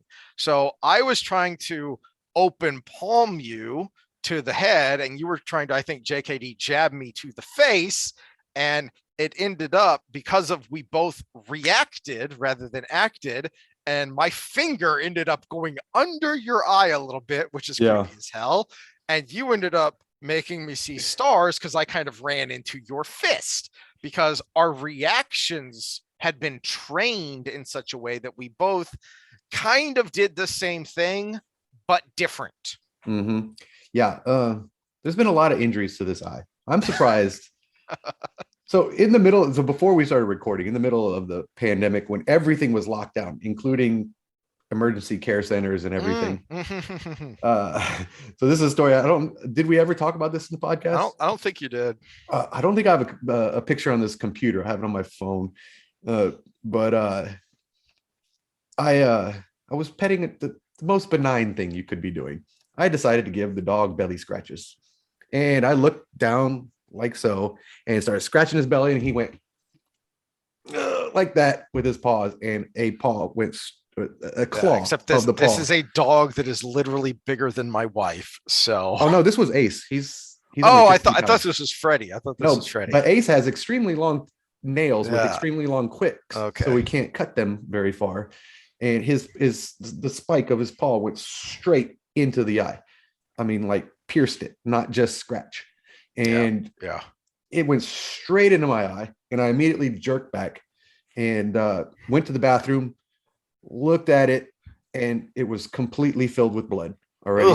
So the whole eyeball was filled with blood. So it was almost black red, and there was a little bit squirting out, and I couldn't see out of it. And I said, you just had that moment, like we were talking about with Perrin earlier. It wasn't even an ouch. It was, I'm blind in my right eye now. I will be wearing an eye patch for the rest of my life. Arr. Okay. And then walked in the room and I showed Nicole. I said, yeah, it was completely calm because I guess I was in some shock phase or whatever. Yeah. And she was like, oh, okay. And I was like, should I go to the ER? She goes, well, I worked in an ER during rotations, and all they're going to do is cover it up until you go to a specialist tomorrow. and this is before we knew a whole lot about COVID too. So I was like, well, do I go risk getting COVID in an ER to only be told to go to a specialist tomorrow, or do I just cover it up and keep it clean and make an appointment with a specialist? So I go to bed that night, just mentally accepting the fact that I'm going to have one eye, and go to the specialist the next day, and she looks at it and she goes, oh, this is not so bad. It's still black red. And I was like, what the hell? And she goes, well, it missed this and this and this. And what you learn about the eye is it's really resilient. It heals really well. I've seen Wes. And I'm like, what? And she goes, first of all, don't cover it. It needs air. And I'm like, well, that's the only thing that makes it feel good. But, and I've got clients. I don't want this blood red eye. And so she gave me some antibacterial eye drops and was like, just wait it out. It'll take about a week to heal, and then about another week or two for you to get your vision back. And I was like, really? I don't trust you. This is not right, because I can see my eye. This eye, I can see my eye. So the moral of this story is, over those years of fighting in MMA and boxing and everything, I learned very well how not to flinch. And I learned that I keep getting hit in the eye because I don't flinch. So I've spent a lot of time making myself, I mean, I know it's the lack of manly thing, but flinch when anything's coming at my face.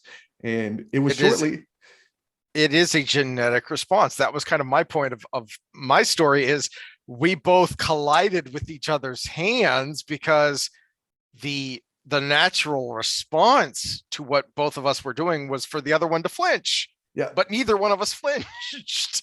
Well, and the bring it back to free will is, I would 100% cognitively say, I want to keep my eye. Yes. But this thing that was ingrained into me from a long time of repetition prevented me from doing the thing I really wanted to do, which is keep my eye.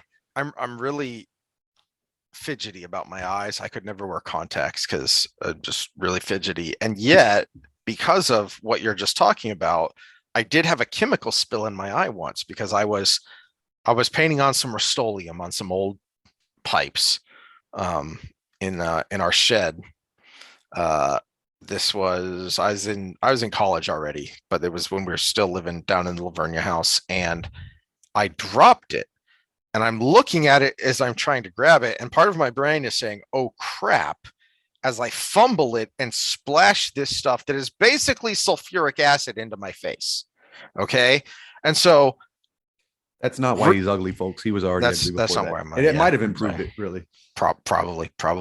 But the point is, there's this odd juxtaposition. My reaction when I'm dropping this acidic solution is to look at it as I try and grab it. And yet when I get into the ER and tell them I have a chemical spill in my face, the way, for anyone who doesn't know and hasn't experienced this, it's delightful. What they do is they have these things that are basically contacts that fit your entire eye. And then they have a little tube attached to them connected to an IV solution to flush your eye. Okay. I couldn't hold my eye open. The nurse, he was getting annoyed. I finally had to grab my eyelids with my own fingers and pry them apart in order to let him put those things in there, because I was flinching so much knowing that something was going to touch my eye versus the possibility that something was going to touch my eye, and I'm sitting here staring at it. Well, let's kind of keep this loosely connected to Wheel of Time here. Back to the concept of, oh, it'll happen when you'll be able to perform when the time comes, right? No, this is why the average male is 4,000 less effective percent less effective in a fight than he thinks he is, because the ability to not flinch is useful when you're squared up with somebody, because you move your head only when you want to. So if someone feints you, you don't like this and then come back to the one coming behind it, right? Yeah. Or you don't close your eyes when that fist is coming at you, which allows the other one to come in. There's a reason they stop fights for cuts, because it blinds you and it causes, you're more likely to have a major injury that way. So you develop this skill over a long period of time of training. And in fact, the drill sucks. You get up against a wall, you put your fists up, and someone punches you. And every time you close your eyes, they come with something surprising. And so you learn not to close your eyes, and you get punched a lot in the process. So you drill this over and over and over again with painful repercussions for getting it wrong, in order to develop this skill that allows you to square up with somebody and not get punched in the face. But there's that purposeful, I am squared up, I am going to move at the last minute, even if there's something unexpected, I'm still aware. Whereas scratching a dog's belly, your mind is not in that mode. Your mind is not in the mode of, I'm going to move my head at the last minute here. It's, oh, look how cute the dog is. Or dropping a chemical. Your mind is not in the mode of, this person's trying to punch me in the face. Yeah. Your mind is in the mode of, I got to catch this. And, oh yeah, I forgot it can splash back up, So that skill can be counterproductive, but to key back to Wheel of Time, we need development time. And what we're seeing in the books, in the section especially that we discussed, we got a lot of that development time. And that's why in this situation, that was a thread in the pattern. That development time was that pattern weaving. And if we want to use the pattern to be analogous, we're always weaving in our brains. And it actually kind of looks like that, because it's synapses, reforming and deforming. So Jordan actually hit a little bit of neurobiology, maybe on purpose. He was a sharp dude, but yeah, it's all of these connections being formed and kind of weaving together, and not only weaving together, but some of them become more sensitive to each other and they fire a little bit better. And we do it on our skeletal muscular system too. So what they call muscle memory, when you talk about lifting a 1 rep max, that's actually a skill. If I take an untrained strength athlete that doesn't max out often, they're going to suck at a 1 rep max every time, no matter how strong they are, because being able to fire every muscle fiber at once to get the job done is a skill. And it's a skill that develops over time, because you actually grow nerve endings that connect to the motor neuron and connect more of those together, so they all fire in unison. It's the big reason for early gains in most people is it feels easier, because your nervous system is getting used to doing the movement. It's a 2-step process. The first one is your motor neurons learn to synchronize. So that's the fast gain. So we're just saying that it's a 1-to-5 ratio. So I've got 100 muscle fibers. So that 1-to-5 ratio would be 20 motor neurons. And you get stronger because you went from firing 5 at a time to 17 at a time. But once you've maxed out there and you're still trying to get stronger, your body says, oh, I have to do something else. I have to start connecting more of those things together, so they're all under one motor neuron. And so now those 20 become 10, because now you have 10 fibers per neuron, per motor neuron. So now it's a lot easier to synchronize. So those 100 fibers just need 10 stimulus to fire everything at once. That's a long-term process. So we do that in our muscles. We do that in our brains. We do that in our bones. When you stress a bone a certain way, the osteoblasts send an electrical signal, which attracts calcium and other minerals to that spot to handle that stress. That's why we get a bubble right here when we sit at a desk all day for all our lives, because an arch is a strong structure. And so your upper back and neck become an arch if you sit like this all the That's why time. your spine naturally is supposed to have a double arch in it, because that's a Mhm. very strong structure to carry that Mhm. load, to carry any load up and down. So these things all are developing throughout our entire lives. And even though we've made individual choices along the way, they were affected by the choices before that. They were affected by our parents' choices. They were affected by the genetics that we have, which is a product of the choices that our ancestors made. And so yeah, we do make our own decisions, but to call that free will, there's just so much we can't even fathom in the process of how we make those decisions.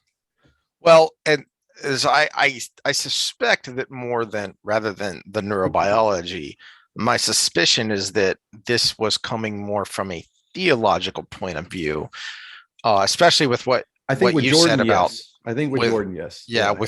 with what you said about the Methodist denomination and their teachings.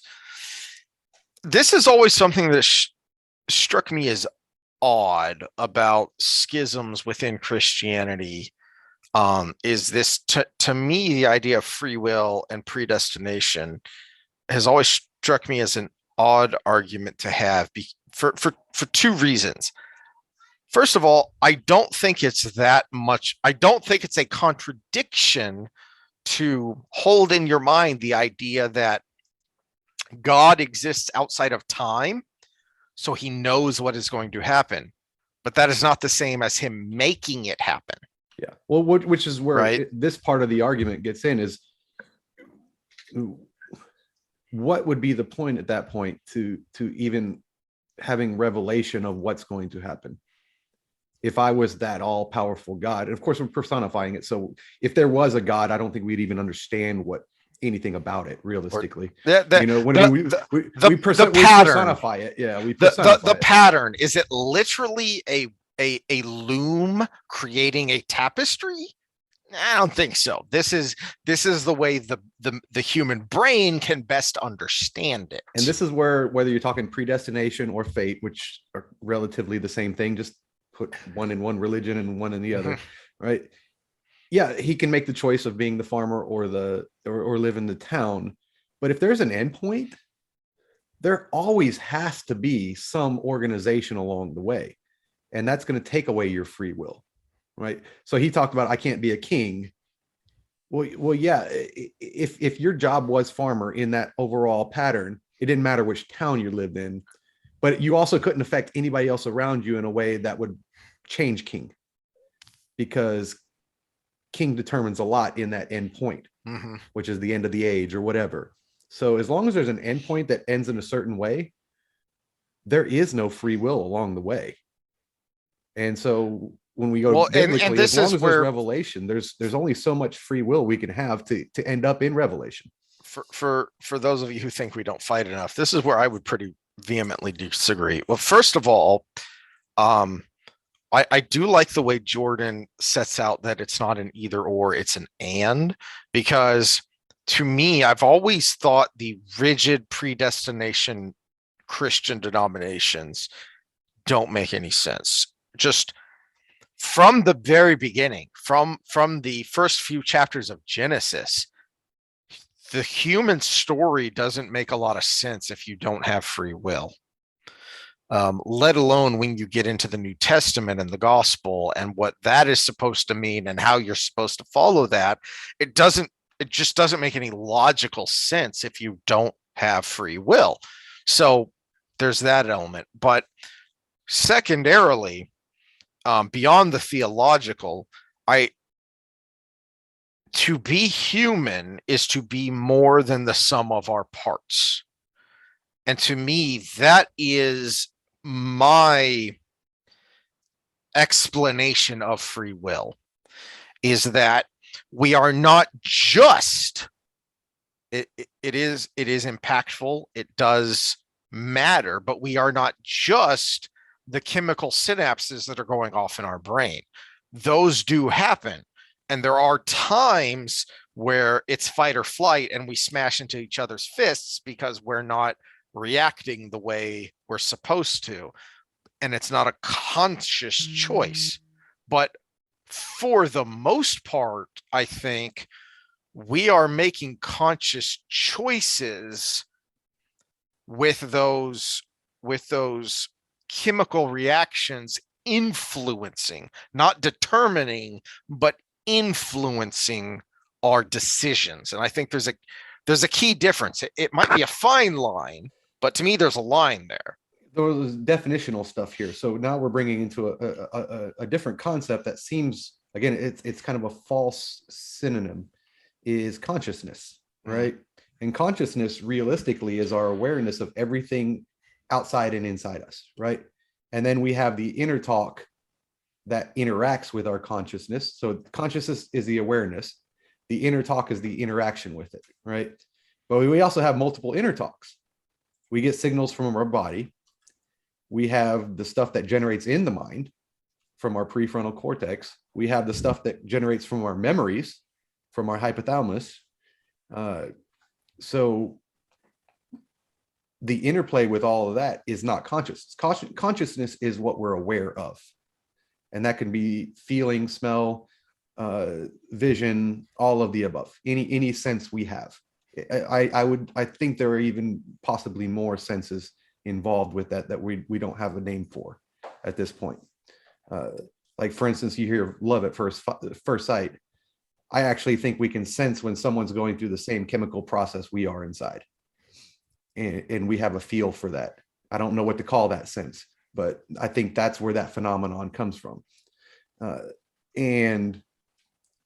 that's a rabbit hole. We'll go down that later. But consciousness and our interaction with it, well, again, you do have a lack of freedom there because your consciousness is determined by what's around you, by what is actually there to be aware of.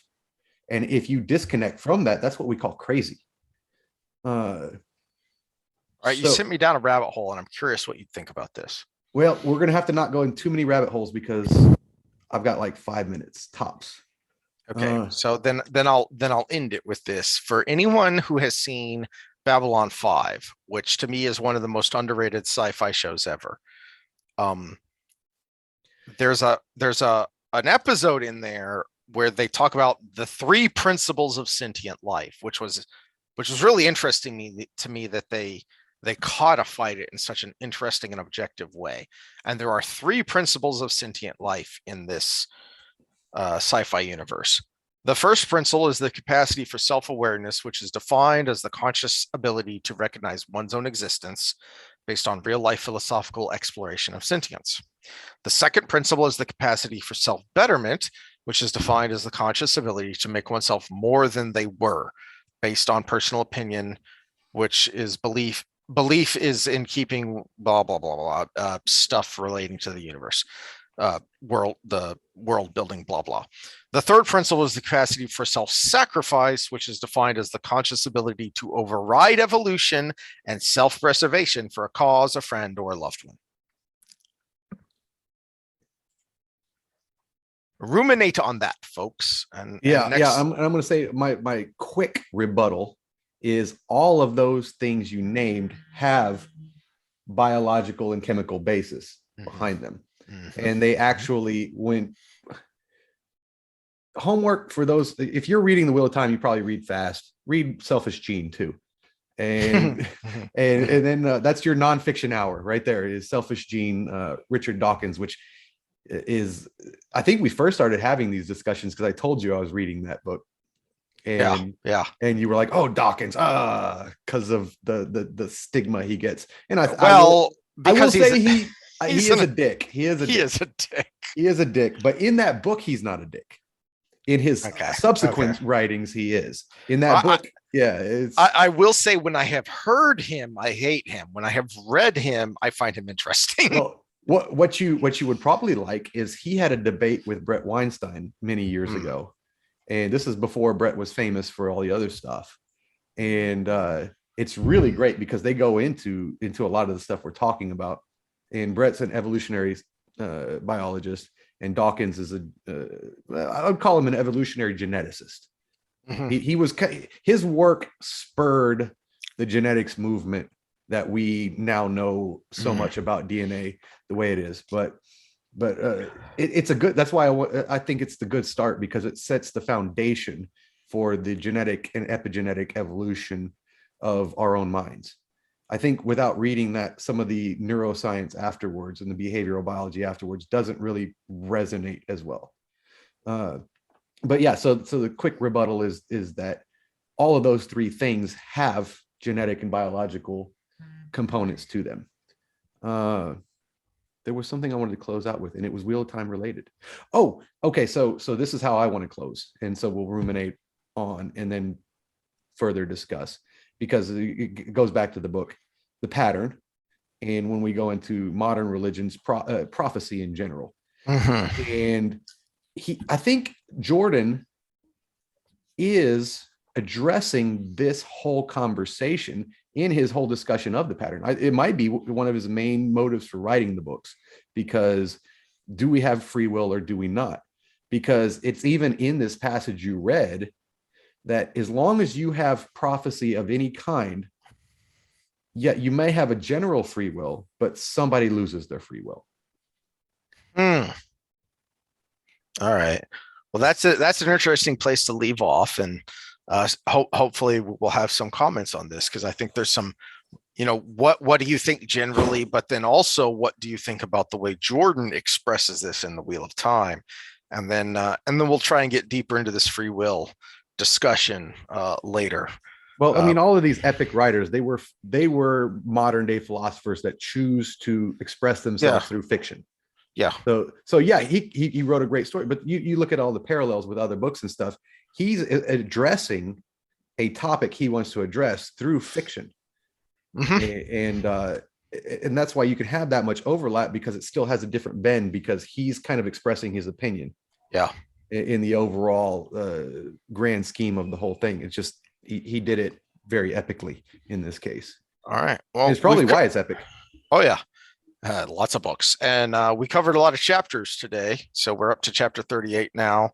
So we will next time we do Wheel of Time, we will see how, if we can get if not to the end of Eye of the World, at least pretty darn close.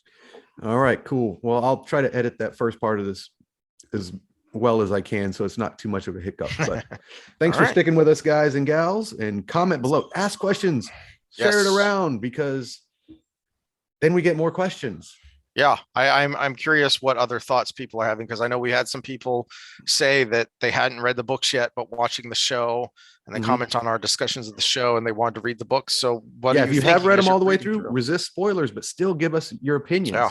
We just like ours, we know they will be tainted by knowing the ending, but at the same time, this is back when the internet was first really a big thing, when we were getting on with AOL dial-up. Yeah. There was a huge community just around these books. And that was one of the first big communities online, I think, really. So yeah, let's get to it. All right, and we'll see y'all next time.